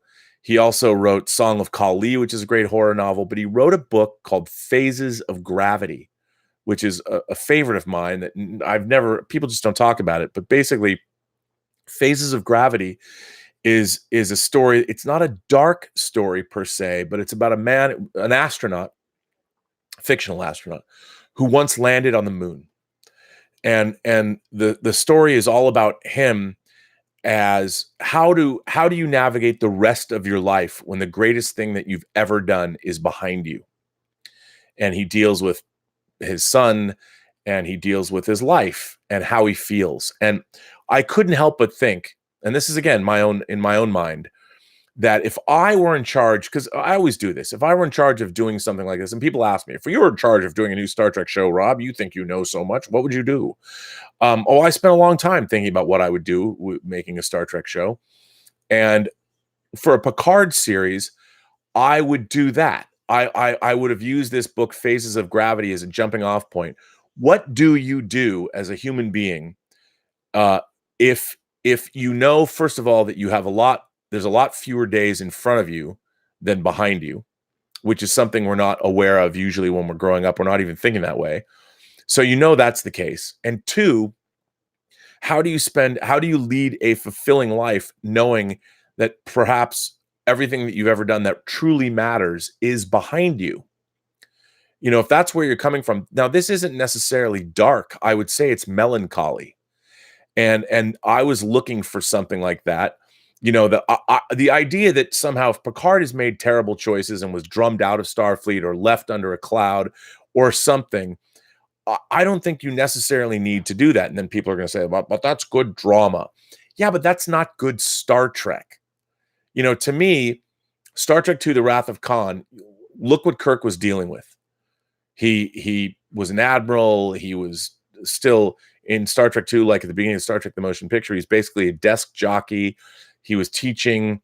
He was not where he wanted to be. Anything else is a waste of material if Kirk is behind, if Kirk is not on the bridge. And I think that is a great place to start. And what was so interesting was Star Trek II, The Wrath of Khan is such a great movie because part of it is you're dealing with Captain Kirk's realization of who he is again. And you can rage against the dying of the light, even though you are facing your mortality. You can spend the rest of your days up until your very last day doing what you love if you want to, if you truly want to. And if anything, I would say that from my baseline would be, I would be telling the story of a man who he finds a new ray of sunshine at the twilight of his life, and that doesn't necessarily mean it has to be dark. I was reading if you read the character descriptions, you could be reading character descriptions of The Expanse or Firefly or any of those characters. To me, they were generic rebel outsiders, troubled characters that Picard's going to go straighten up and make them fly right. Well, that's fine, but that's pretty ordinary. I think it would be really interesting to tell an uplifting story about, and that's not saying that you Captain Picard, I guess, can be dark and all of that, but is that Star Trek? I mean, ultimately, I think telling the story of a character that, we come to see, that we desperately want him back out there amongst the stars, but he thinks that maybe his time is over. And I'm sure they're going to play into this, but there's a way to tell that story and make it uplifting, I think. But maybe, you know what? I don't know. All I know is what I've seen. I've seen that a Starfleet cadet did not know who Jean-Luc Picard is. They're still wearing uniforms that they were wearing 25 years or 30 years previous, which doesn't make sense to me. And, I don't know. My computer just froze. I would hope that we're still broadcasting, but I can't see anymore. I have to punch in. I guess. That's very interesting. This has never happened. I've never gotten to the point where, oh, come on. I have a very, very long password. Hold, please. I can't look down and type at the same time. Okay.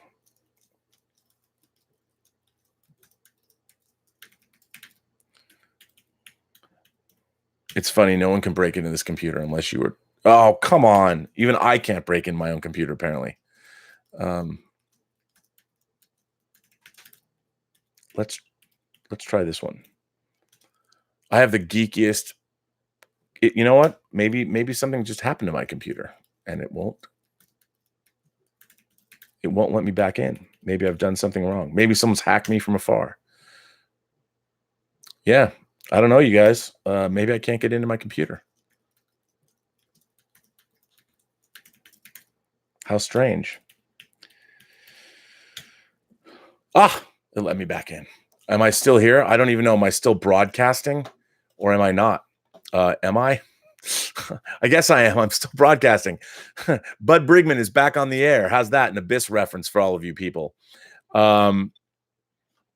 Let's see. I'm back to questions. There's another question from Echo Base Network. I feel now that if anyone criticizes the movie after it comes out, it automatically means you're a misogynist. The movie to me does not look good, and that has nothing to do with it being led by a woman. Now that's, you know what? That is very valid.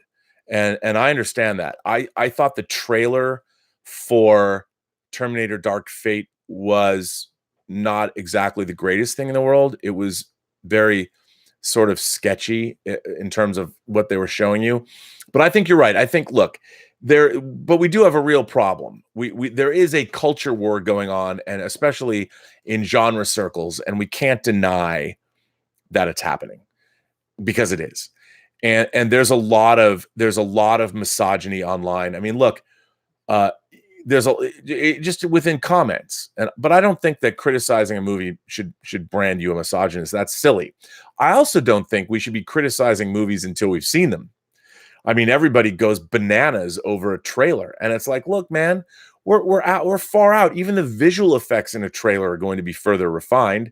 So I think complaining about a movie based on a trailer is silly, and yet we do it all the time. And a lot of people they double down because they've bitched and moaned so much about the trailer for 6 months. When they finally see the movie, they're not even watching the movie anymore. They've already got their preconceived notions that they're going to cling to, whether they're valid or not. But I do think that you should not be branded a misogynist just because you're criticizing the trailer of a movie that has women in it. But I do think that look, I think there's a lot of things that we're not being self-aware enough about as a fan community, and we should just come out and say it. I mean, there is a lot of misogyny out into the world nowadays that I think is unwarranted, but a lot of it is a reaction to all of the name calling and the vitriol online. My whole attitude is always a wait and see approach. You know, I didn't hate Star Trek '09 because of the trailers. I was invited to a special event and I saw 20 minutes of the movie, like I want to say 2 months before it came out, and I hated it. I hated those 20 minutes so much, and I was like hoping that maybe I won't hate the movie, but I hated those 20 minutes. They showed me enough that I hated it so much. But I went out and saw it, and I hated it a little less. But I did see that 20 minutes.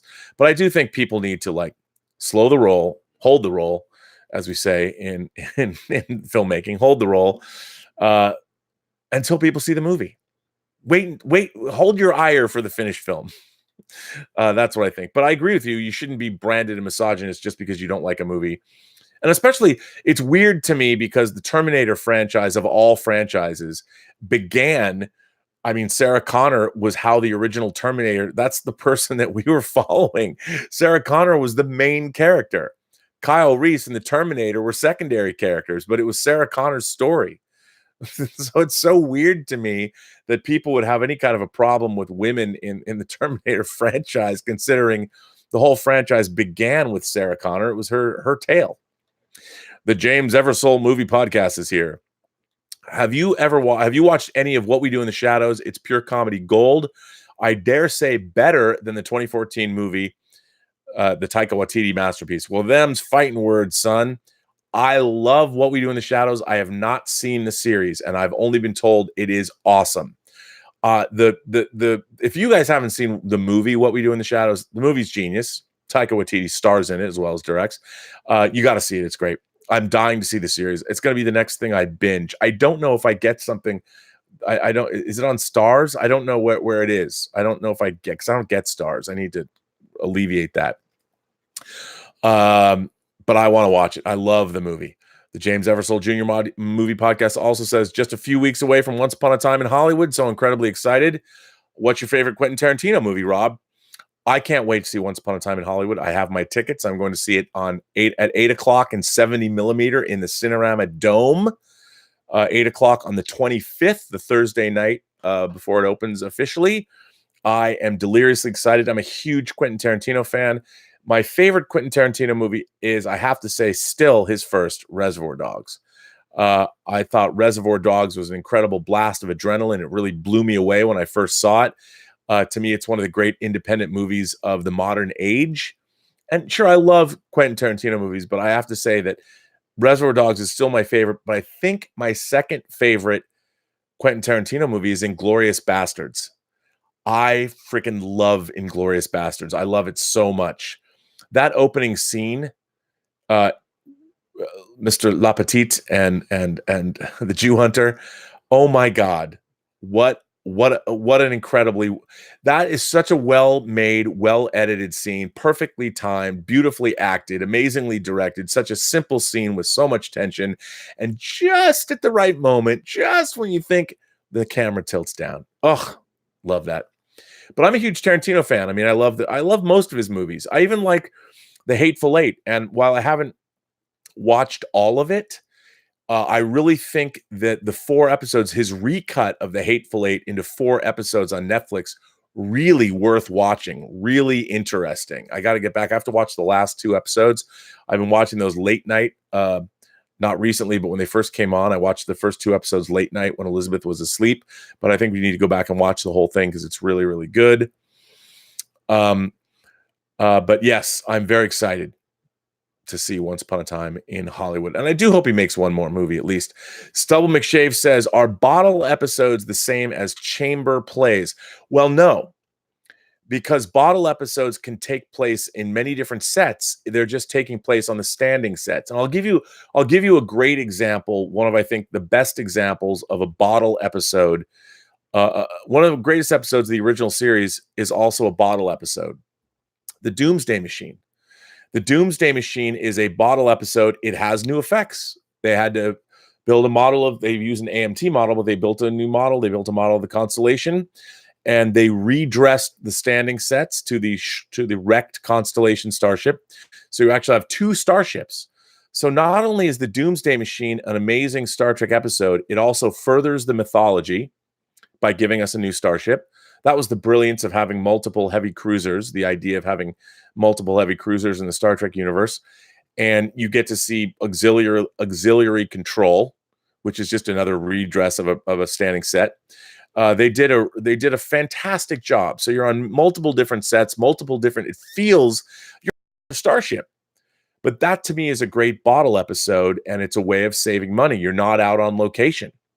It's not like, say, Shore Leave or Arena where you're on location. You save money by doing bottle episodes because you can pre-light your sets. You just do a redress, shoot the same corridor, block shoot, however you want to do it. That's what a bottle episode is. I think what you mean by a chamber play is that it's set on one set, but a bottle episode can be on all of your sets, or as long as you're in the studio and you're not going anywhere and you don't have to build some elaborate set. That's pretty much what a bottle episode is. That's what they mean by it, at any rate. Suthius says, "Hey, Mr. B, what is entertainment? Is it something that we need for humankind to function? Does it have to be something as injuring ourselves for the enjoyment of others? Your thoughts on this concept?" Wow, that's not a big question. But Suthius, a great question. What is entertainment? Well, I honestly think that entertainment is a way for us as sentient, imaginary beings to pass the time once we no longer have to worry about where our food and our shelter and the protection of our young. Once the question of our daily survival is answered, and we're no longer running from predators on the veldt, figuring out a way to start a fire to keep ourselves warm at night or to get something to eat. Once we are no longer simply surviving day to day, we need something to occupy our time. We need something to make the days go by faster until we die, essentially. And that's what entertainment is. Entertainment is a way to fill our days, because we no longer just have to survive. And I think that one of the things that we have is we have imaginations. Once we get to stop and smell the roses, you suddenly start wondering, why am I here? What is it that I'm supposed to do now that I'm no longer running from predators, and I have a roof to go back home to, and I have a wife, and we have kids, and I can actually stop for an hour and smell the flowers or look up at the sky, and I start contemplating my own existence. We have entertainment to make our lives bearable, to make our lives more interesting. And I think entertainment, look, I think our great artists, whether you were a painter or a sculptor or you were a dancer or you were a musician, I think anybody who becomes an artist is entertaining themselves through their art. Sometimes they're consumed by it. That's one of the great things that we as sentient beings have. We have art. The fact that we're driven to create art is an amazing thing, that we're not just, entertainment is not, I don't believe that human beings are inherently hardwired to do evil. I don't think we need bread and circuses. I mean, that's not to say, I think part of our reptilian brains, whatever part that are still vestiges of where we evolved from, there is something to be said for the bread and circuses of the Roman arena, for instance. Watching blood sports taps into something that's inside of us, because I do think that there's a part of human beings that maybe a part we don't like to talk about or admit that is there, but that's how come we're able to visit such cruelty on each other, whether it's social cruelty, whether it's institutional cruelty, whether it's emotional cruelty. We have the capacity inside us, and I think that's a vestige of where we came from.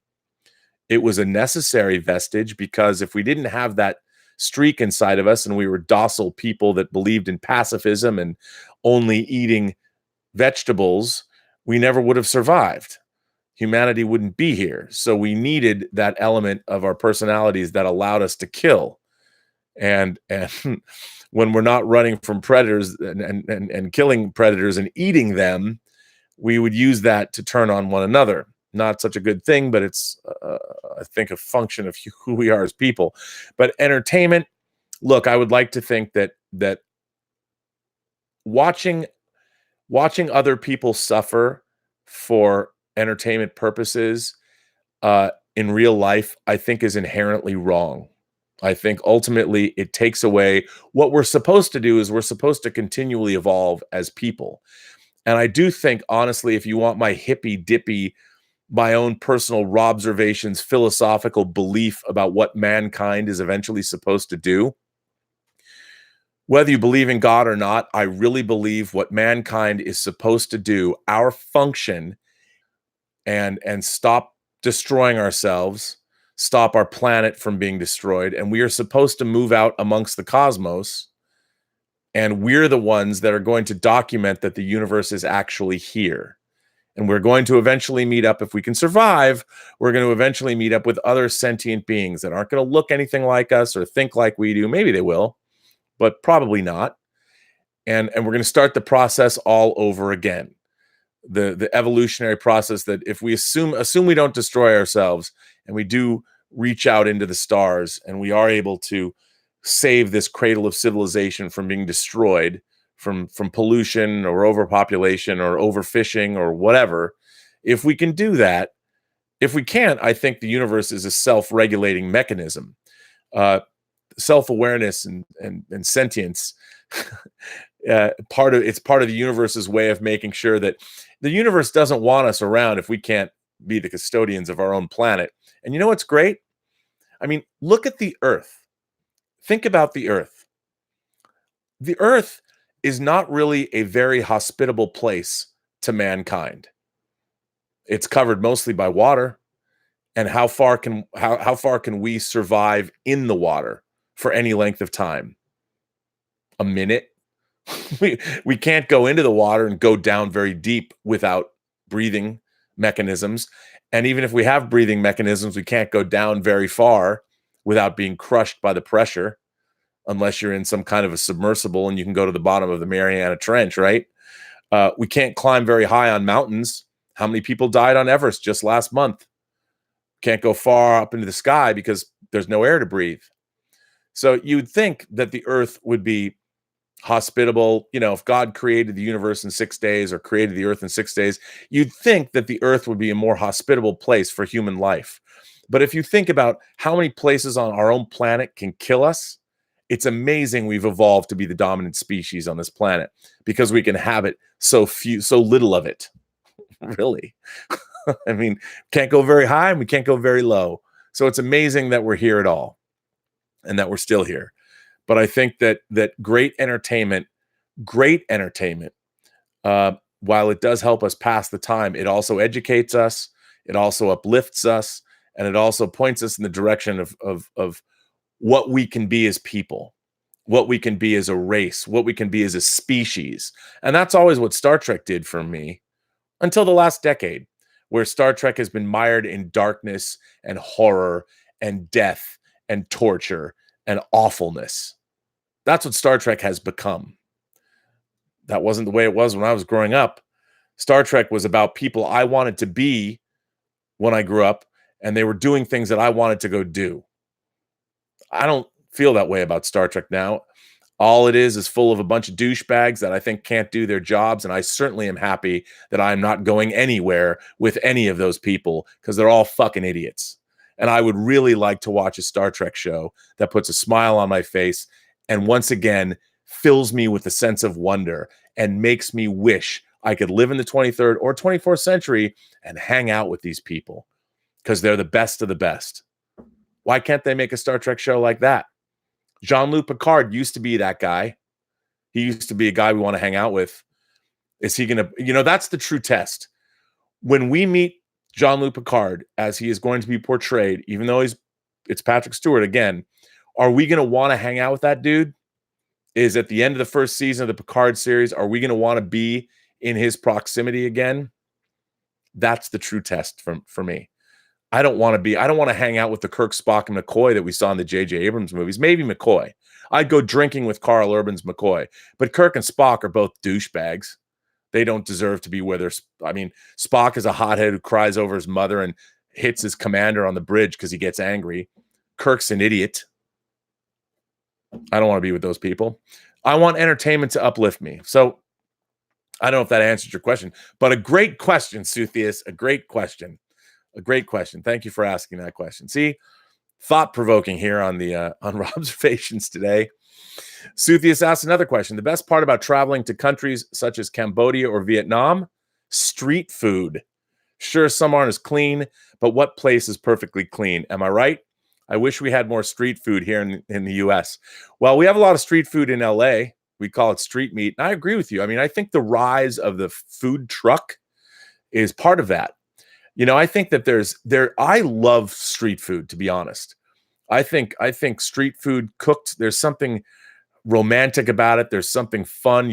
Especially here in LA, there's so many different kinds. But you know, you go to a concert event, like when you're leaving, there's always some kindly Mexican lady or some other ethnic woman who's cooking up, or a guy or a kid or whatever. But there's somebody cooking up, somebody from some foreign national or naturalized citizen, but is cooking up something on the street that's not something I necessarily would make that same way at home. Whether it's a hot dog, a burger, a burrito, whatever it is, there's just something. I love it. I love it. And you know, that's why I've talked a lot about on this show that I've always thought that how do we solve the problems of the world? Well, we get everybody's moms together to cook up a meal, and we all sit down and eat the meal. Now, I'm not saying that I'm not saying only women can do this, because people are like, what do you think, that all women should suddenly be cooking? No, but I'm using that. It's analogous because every mother has a great dish. Every mom has a favorite dish they cook for you. And I'm like, if you get all the moms from all around the world of all different ethnicities or colors or creeds or nationalities, whatever, you get all the moms together to cook their favorite dish. And we do that on a neighborhood by neighborhood basis. And we all get to sit down and dig into what mom cooks. I think we'd solve a lot of the world's problems, you know, and there's something. I really enjoy the fact that food trucks or street meat is big here in Los Angeles, because there's a lot of, I had a Lyft driver the other day, and him and his wife, their dream is to start a modern soul food food truck. And he was from Louisiana, and he wants to bring real Creole cooking, and he wants to do some fusion food, and they want to have this food truck. And he was telling me about how a lot of his recipes were handed down from his own family. And I'm like, well, I want to go to that food truck. I don't remember the name of it. I think he already has a thing on Facebook, and see, I don't remember, but I was like, that's cool. Like, him and his wife are going to go do that. There's a lot of that. We went to Elizabeth, her brother Vlad, Julie, and I went to a restaurant called Alta on Adams in Culver City, and it's a sort of a modern soul food restaurant. It's really good, and I didn't know anything about it. It's not exactly in the best part of town, but we read that Julia found their Yelp reviews. We went there, and it was great, and I think that's a lot of fun. But you're right, man. Going and getting good street food. I mean, it's tough because when you go to a country like, I would imagine, Vietnam or Cambodia, you don't. you gotta be trusting if you're going to drink street or eat street food. I get it. But I think it's probably a good way to know the culture. If locals are going up and buying the food, and you can see that somebody's doing a bang up business, I would say that's a safe bet. Go to there. But there's no better way to experience a culture than to sit down with members of that culture and have their food, because their food has so much to say about them as people. Look, I'm a picky eater. But not so. Actually, I'm not picky. I'm just scared. Just give me my staple foods, and I'll eat those. But I like the idea. I'm a romantic at heart, and I wish I could just stick anything in my mouth and not worry about it. And that I wish my palate was more developed. I think that's definitely a shortcoming that I have. But I do think that there's something you can't. you really, to learn about a culture, you really have to sit down with people and eat their food. And you have to get involved and watch it being prepared and smell the smells. That's one thing I do love. I love the smells. You know, if I don't like the texture of something in my mouth, that's okay. If it smells good, I feel like I've got some of it. Anyway, sort of. Sign Cassandra is here. Sign Cassandra says, one of the most surprising deaths in a movie was Steven Seagal in Executive Decision. By the way, I just want to say that Stuart Baird, who directed Star Trek Nemesis, directed Executive Decision, and I do think Executive Decision is a better movie. I rewatch the movie still and catch myself checking if he is still alive. Ever had that happen to you? Well, for those people, now it's a spoiler. If you have not seen Stuart Baird's Executive Decision that stars Kurt Russell, it was a mid-90s movie, political action thriller, which I quite like. It's not perfect, but if you like Tom Clancy techno thrillers, it's kind of like one of those. Kurt Russell stars. Steven Seagal plays the crack leader of a commando team. That his death is one of the most surprising deaths in a movie. The idea that look, I think to me, when it comes to the most surprising death in a movie, and I'm going to spoil the movie for you right now. The one of the deaths that shocked me the most in any movie I've ever seen was William Peterson in To Live and Die in L.A. William Peterson, Richard Chance, his character, he's a Secret Service agent. He's a total prick. William Peterson is a complete dick in this movie. Total dick, but I loved him. I loved him in all of his dickishness, his bow-legged swagger. He walked around with his hand on his dick most of the time. Not really, but that's what it felt like. And he's wearing cowboy boots and his jeans. Complete prick, but he was awesome. I loved his character. And of course, at the very end of the movie, he gets shot in the face. And I was like, what? That was, to me, I couldn't believe what I was watching. I loved it. I have a Polish movie poster because it's cool. I'm not making fun of our great Polish brothers and sisters. I have a great, really cool Polish movie poster for To Live and Die in LA right in the wall right next to me here that you can't see. But I love To Live and Die in LA. But one of the things I loved about it was that Richard Chance gets shot in the face at the end of the movie. And I couldn't believe it. I was stunned when I saw that in the theater. Absolutely stunned. Got another letter. This letter, again, from our favorite Troy Williams from cinemasurvey.net. Troy is a longtime member of the Post-Geek Singularity community. He wrote a letter. Another letter. Hey, Rob, this letter is in response to your show reacting to the new Picard series promo. Before I start, let me inform you of my level of Star Trek fandom. I think I need a drink for this one. I am not a diehard Star Trek fan to the level of you are, but I really do like Star Trek. I enjoy the original series, but my true love is The Next Generation. I also really like the Kelvin timeline movies. I know, blasphemy. Look, man, if you like the Kelvin timeline movies and you like Star Trek Discovery, more power to you. You should never let anybody tell you that you shouldn't like things that you like, unless, of course, it's transgressive and illegal, in which case people should tell you shouldn't like those things. But anything else, if you take joy from a TV show or you take joy from a movie that everybody else hates, fuck them. Like what you like. Don't listen to anyone. Just because I hate Star Trek Discovery with every fiber of my being, as a matter of fact, with the power of a sun that goes supernova, that shouldn't dissuade you from liking what you like. Just saying. I also really like the Kelvin timeline. I know, blasphemy. While I admit they're a little action heavy, I still think they capture the adventurous nature of Star Trek, especially Star Trek 2009. Like I said, though, The Next Generation is my favorite Star Trek. What I love about Next Generation is the characters. Yes, Kirk, Spock, and McCoy are great, but there is something about the TNG crew that is special. The man who leads this crew is, of course, Captain Picard. Picard is the pinnacle of Star Trek, in my opinion. As Tasha Yar said, he has the heart of an explorer and the soul of a poet. He is a man of conviction and is willing to do anything for his crew. He is selfless and a great leader worthy of respect. If Picard was my captain, I would follow him to hell and back. Yeah, but you know what? Kirk would actually lead the away team mission into hell while Picard would stay on the ship. Just think about that. You brought up some concerns you have with the production of the new Picard series, which I would like to address. The most important one you mentioned, in my opinion, is the change of showrunner. Yes, this is not a good sign. Production drama is never a good thing, and changing leaders in the middle of everything is pretty drastic. What gives me hope is that we have seen crazy production drama not destroying the final product before. Examples of this are the Star Wars spin-offs, Rogue One and Solo. Yes, but this is their third year into making Star Trek. Then again, plenty of times we have seen movies or TV shows with production problems turn into disasters. Hopefully, Picard will survive the drama. Another issue you brought up was the font of TOS being used in the promo.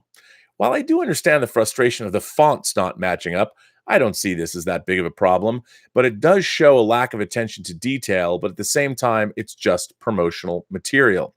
Okay, it is just promotional material, but to me, it just shows a lack of detail that nobody cared. That they're like the logo. This is how the show is being represented. And what they're doing is they're being evocative of classic Star Trek and not the Next Generation where the show came from. And like you were saying, Next Generation is your jam. Why not use the Next Generation font? I know it's really stylized and perhaps hasn't aged as well. And I get they're trying to use the original series logo to brand Star Trek. But what does the original series logo have to do with Jean-Luc Picard? Seeing Star Trek, their logo is not just the Picard logo, it's Star Trek Picard. So why am I looking at the original series logo? Why? You know, they had a different, more generic logo for the Star Trek Next Generation feature films. Why not even return to that? I don't understand. Anyway, and the thing is, when it comes to making great movies and television, no detail is too small. And I understand that this is only a promotional campaign, but your promotional campaign has to be approved by people. And to me, it speaks to everything else that I've seen in modern Star Trek from the last 10 years. This doesn't matter. Who cares? Well, I care. I look at that in my mind. I'm like, why are you using for me, it poses a question. The question is, why are you using the classic original series Star Trek logo when I can look at an Eagle Moss box of spaceships that I can order online right now? And if you buy an Eagle Moss box, it has all of the different logos on the side of the box because Eagle Moss wants you to know that they're making products and spaceship miniatures from all episodes and all different Star Trek series. It doesn't just have the original series on the side of the box, because Eagle Moss wants you to know that if you're a Star Trek fan and you like Deep Space Nine, we're still going to make a runabout. So that's why we have the Deep Space Nine logo on the side of our product. But this new Star Trek series, they can't be bothered to get the right logo of the show that their very characters from. And I think of that and I'm like, I know it's a little thing, but it speaks to a larger overarching philosophy. Because if they don't care about that, they don't care about anything. And this is the problem. People are like, well, I should let this go. Why? What it says, you know what it says to me? It says the production team doesn't care. It doesn't care. Even if you've got John Van Citters, who I love. I think John Van Citters is a great guy. I guarantee you that John Van Citters, it made his gums bleed when they did that, but he had no control. He has to pick his battles. Well, some fucking idiot did that. Some idiot let that go by thinking it doesn't matter. But you know what? That's in Star Trek these days. Does any of it matter? Does anybody really care? No, but they should care because they're spending more fucking money than they've ever spent on Star Trek before, and they can't even get a logo on a poster right. I mean, it's unbelievable.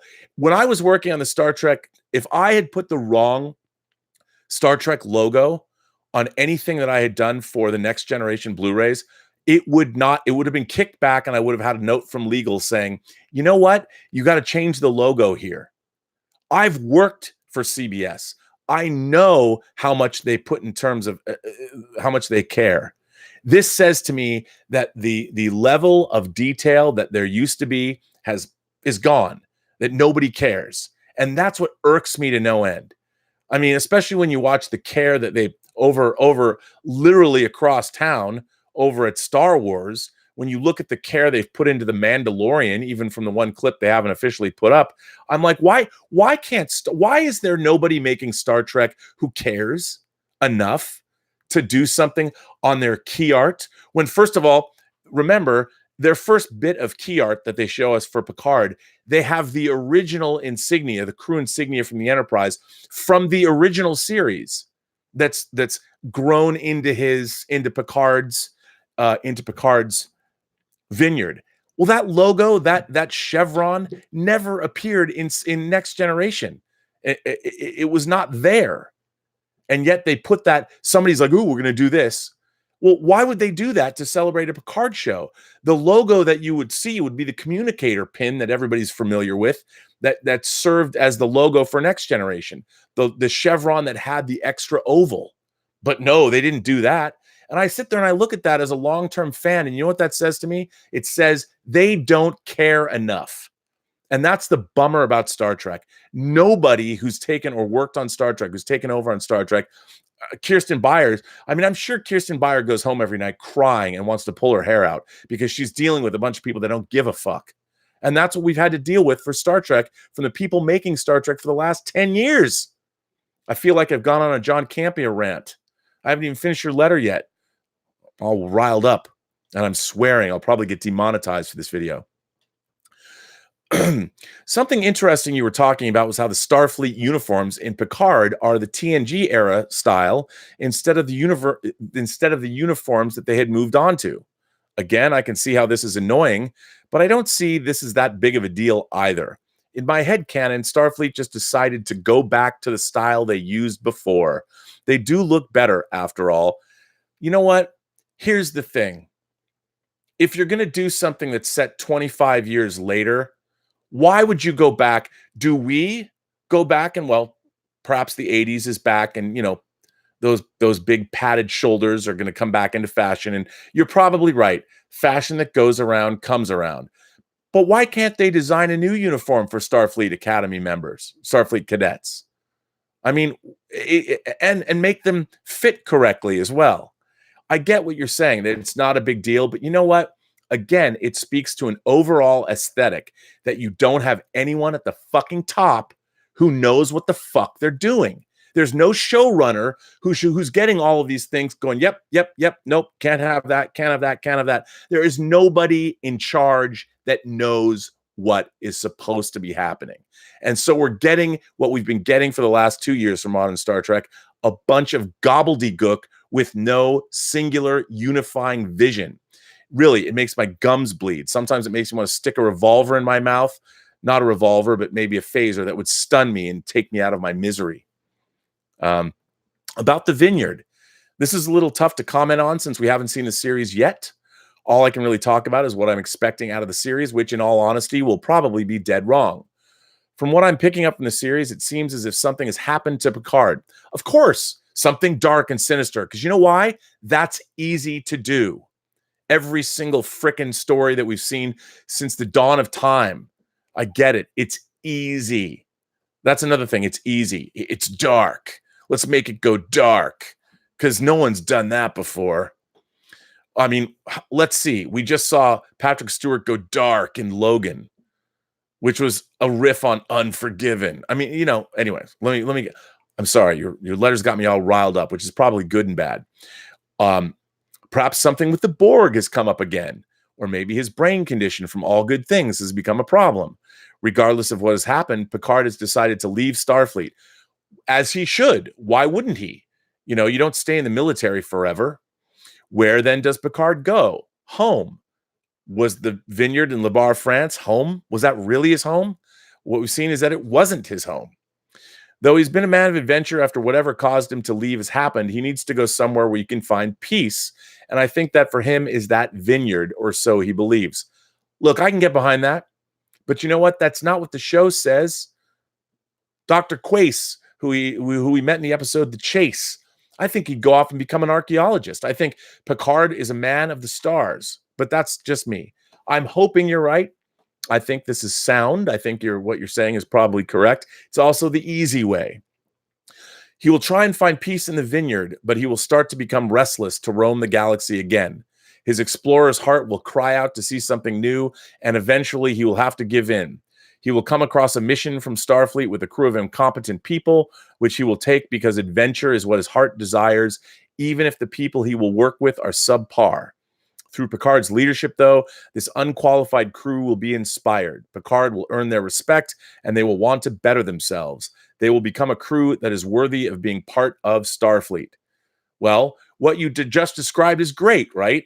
But the fact that you're describing it already proves that couldn't they do something that's even more interesting and unexpected than that? That's what I would hope for a show about Picard. Not something that is something that we could expect or anticipate, but something out of left field, something we might not perhaps have thought of. But that would require a great writing staff who really knew what they were doing. And the fact that Alex Kurtzman was replaced after the first couple episodes were filmed does not instill my heart with confidence. Now, I don't know if this is the way the series will go, but I hope it is. Even if it does not go in this direction, I just hope that they tell a good story and that they portray Picard correctly. And as you always say, hope springs eternal. Thanks, Rob. Live long and prosper. Troy Williams, cinemasurvey.net. Well, Troy, first of all, I want to thank you again. You always write very nice, thoughtful letters, even though you got me all riled up, Troy. Look, I want the show to be good. I really, really want this show to be great. I want to see Patrick Stewart come back. I hope the show is, like I said, I give me a melancholy Picard, but I don't think Picard was turned into a Borg. He killed thousands and thousands of people while he was a Borg at the Battle of Wolf 359. He's gone through hell and he's come back. I don't think that there's anything that they're going to come up with, maybe losing Romulus or whatever, which again is something that they made up. That was backstory for Star Trek 09, which is, I think, probably what they're going. They say you captain the greatest rescue armada of all time. Well, what bigger rescue armada than rescuing the entire population of Romulus before the Horus Star destroyed it or whatever, which was, by the way, stupid. A supernova threatens the entire galaxy. Whatever. Anyway, look, I hope you're right. I do agree with you. I think hope springs eternal. I want the new Picard series to be good. I really do. From the bottom of my heart, I do. I just don't know if it will be. Word Balloon. John Suntress is here from the Word Balloon podcast, and anybody who knows me knows I always recommend that you listen to John's podcast. The Word Balloon podcast is one of the great pop culture podcasts of all. It's fantastic. And he's been doing it for years. So if you start listening to it, it's a rabbit hole that will last you days and days, if not weeks and weeks. Word Balloon says, would John Van Citters come on your show? Inglorious? He might, meaning the Inglorious Trexperts podcast. He might come on Inglorious Trexperts podcast, but I would assume that now that he's really in charge of the Star Trek brand, we're not an officially sanctioned Star Trek podcast, that the corporate culture would not allow Van Citters to come on. And I don't know, because of my involvement with Axanar, having once worked for CBS, to be honest, I don't know if John Van Citters would also be allowed or whether he would want to come on the podcast with me. I love the guy. I think John Van Citters is great. As a matter of fact, part of the reason the Star Trek publishing empire is still going strong is because of John Van Citters. And Marion Cordry, who works with him, I think they're both terrific. And it was great to see him get promoted. I just don't know. I don't know if they would ever allow them, if he could ever go on a show with me. I really don't. Suthius asks, would you wear your pimp jacket on either shows? Okay. What Suthius is referring to is I play a character on the movie Trivia Schmodown named The Captain. And currently, starting July 15th, I am the commissioner of the whole Schmodown for the next month. Anyway, it's a character I play, but I wear basically I guess an 18th century. It's this gold and black, basically pirate jacket. Not really. It's more of an English gentleman's jacket. I don't know what kind of a jacket it is, but it's amazing. And I bought it for a Halloween costume in the early aughties. and I wore I was a demon. I had a whole demon head prosthesis. I was like a Renaissance demon, and that's what I was. But I could, if you want, I can wear that jacket on the show. The problem is it's summer now, and that jacket is unbelievably hot because it's very thick and it's very difficult to wear. I would burn up wearing that jacket on this show, but I'm not adverse to it. I certainly would do it. I love that jacket. Suthia says, speaking of comebacks, I go to my local theme parks weekly, and know what I see? Fanny packs, more and more fanny packs. People are sporting again. Look, man, you know what? Fanny packs, don't deny or don't diss on fanny packs. Fanny packs are the great utilitarian accoutrement. I mean, they're always useful. It's just if you're in Europe or like Rome, someplace, don't wear fanny packs in behind you. Always keep your fanny pack in front of you, because there's a lot of people with sticky fingers, a lot of people that are gonna, in Spain too. Watch out.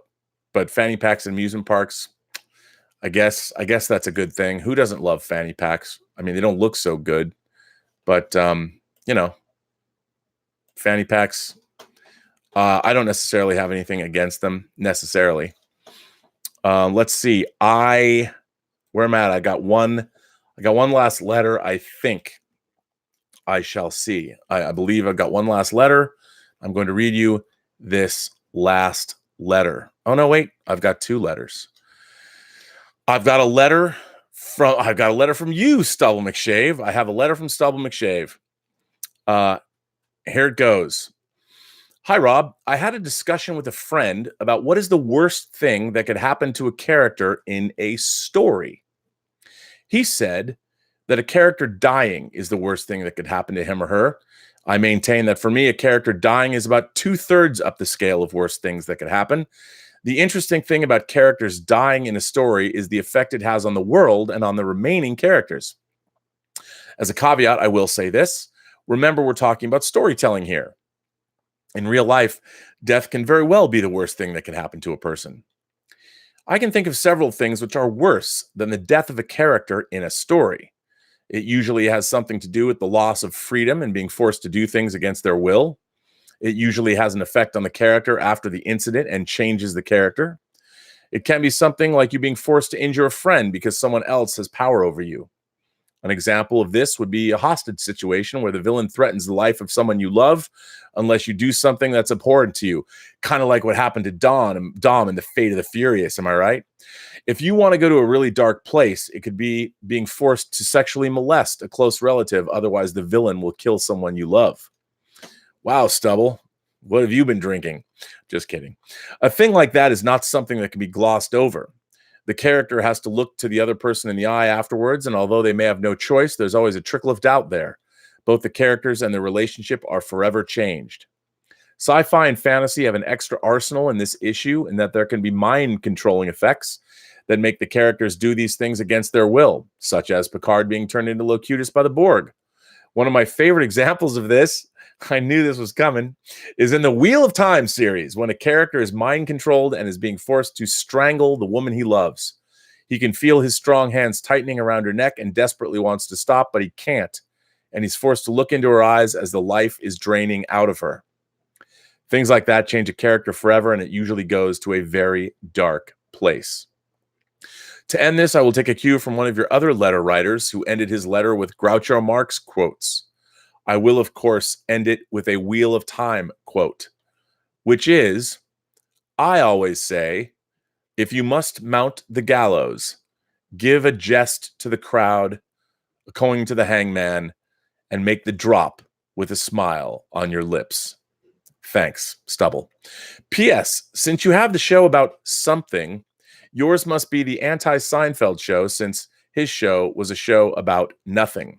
Well, truth be told, Stubble, you are absolutely correct. I did steal that idea. Well, I was inspired by of course, the Seinfeld show, by being the show about something. You are correct. I've got one last letter today. This has been a long show. I think it's been a barn burner of a show. I hope, is there anybody even still here? Yes, there's 113 people still, 113 kind souls still here. Thank you for all being here, 113 of you, you imagination connoisseurs. This one comes from Luke Beckett. Hey, Rob, do we know way too much about what is happening in the production of TV shows or movies? Doesn't knowing about reshoots and personal replacements change our expectations, give us preconceived ideas, and ruin the viewing experience? When Richard Donner was fired from Superman 2 in 1978 after Superman the movie came out, nobody knew about it or really cared. Superman 2 was a success. As far as we knew, Richard Lester directed, and the behind-the-scenes drama was unknown and irrelevant. Fast forward to 2017, Zack Snyder has taken off Justice League and replaced with Joss Whedon. It's all over the internet. John Campea can't stop talking about it, and the movie suffers. Not that Justice League was that great of a movie, but given the negative publicity, it really did not have much of a chance. Lord and Miller are fired from Solo. Rumors surface of massive reshoots by Ron Howard. Nobody wants to see the movie. Episode 9's original director, Colin Trevorrow, leaves the project. People clamor for Kathleen Kennedy to be fired because obviously she does not know what she's doing. Yes, she does. Will that affect the movie? It might. Star Trek replaces its showrunners and you're upset without having seen a minute of footage. Yeah, but I've seen the last 2 years of Discovery. If nobody knew, but I think you're making a good point here. If nobody knew what was going on in the background, they would have to wait to see if the movie or TV show before forming an opinion. Besides, why does it matter? The Wizard of Oz had massive production problems and had 5 directors other than Victor Fleming. If that movie was made today, people would have knocked it down before Judy sang the first note. The original Star Wars was plagued by production problems, sets blown away by sandstorms, the cantina scene not having the right aliens, robots not working. The production was always in danger of being shut down. But the result is Star Wars. Today, people would have concluded the movie must be bad based on all these problems, and nobody would have seen it. Movies and TV shows always have reshoots. Producers, directors, actors being replaced is not uncommon. What if Michael J. Fox had not replaced Eric Stoltz on Back to the Future? Things happen. But I don't think the general public needs to know about it. People tend to reach unfounded conclusions before the movie hits the ground. What do you think, Luke Beckett? Well, Luke, that's a great letter. And I think, first of all, you're probably absolutely right. And I'll tell you something. I think we like to watch the bread and circuses of Hollywood almost as a blood sport. Somebody asked about entertainment, one of my great letter writers, one of you imagination connoisseurs. I think it's entertaining. We like to look at the misfortune of others. I don't like to hear about production problems on a movie because I know how painful that is across the board for everybody. The people that work on movies usually, while movies are definitely every day it's crisis management. For the most part, I've said on the show, working on a movie set is one of the really most uplifting places ever, because people are busting their ass. Multidisciplinary people are busting their asses all day long to create something that doesn't exist, that hopefully at the end of the day will bring entertainment and joy to millions, if not tens of millions of people for many, many years to come. That's the plan. And I know how meticulously planned a Star Wars movie is, how it has gone into pre-production, and people go into these things with the best of intentions, but sometimes things go pear-shaped. Sometimes things go awry. My favorite saying, and I've said this a lot on the show before, that no battle plan ever survives contact with the enemy. And I think that's true, especially when you're filmmaking. You can plan things to a T, but something is going to go wrong, and you have to be able to roll with those punches. And so it's never a good thing. But I think for the most part, you're right. All movies encounter some kind of problems, whether it's in post, whether it's during production, whether it's in pre-production with financing. It's a hard thing to do. I think most big projects, any kind of endeavor, anybody who's remodeled a house or has built a house from scratch knows that it seldom goes the way exactly as it was planned. And I think I don't think it really matters. What matters is the final product. I do think, look, here's the thing. Most people, the one thing about movies and TV shows, and it's a phenomenon that I've been seeing my whole life, is every single person, especially now, all members of the Post-Geek Singularity, we all think we know how to make movies and television. We spend all day long pontificating. I've actually, at least I've made movies and television, but what the fuck do I know? We all think that we know about movies and TV. Everybody will tell you what's wrong with the movie. Everybody will tell you what should have been done with the movie, how they could make the movie better. You know, it's really interesting. There is that video that dropped this week, and I want everybody to watch it. I think everybody should watch it. It's about Shazam, and it's about one scene in Shazam and the problems the director encountered, and it tells you how iterative. There's many lessons to be gleaned from the Shazam video. Let me find making a video. Let me see if I can find the name of this video. Everybody should go watch it. I'm looking for it and I can't see it. But anyway, it's the director of Shazam is talking about one scene and all the problems they had to fix. And then he goes in and talks about a lot of other problems that you wouldn't have known that if they happen or not. And he makes the point that when he watches movies, he never knows whether the things that worked out were mistakes that had to be fixed in post or what. And all of the things that we love about movies, we all think that they were meticulously planned and they went off without a hitch, when a lot of the time, as he points out, that making movies is crisis management. And those things that people have puzzled over in film classes, or Pauline Kael used to write her reviews about, are simply problems the production team needed to surmount. So if you can look this up, it dropped a couple days ago, and it's very much worth watching. But I think the point is well taken. What difference does it make about how the problems that befell a movie, what difference does it make? I do think when you hear about the producer undermining the director on Hellboy, you can directly point to the failure of Hellboy. You don't need that kind of having a producer interfere with a director on a movie set is one of the most destructive things, especially openly in front of your actors and your crew.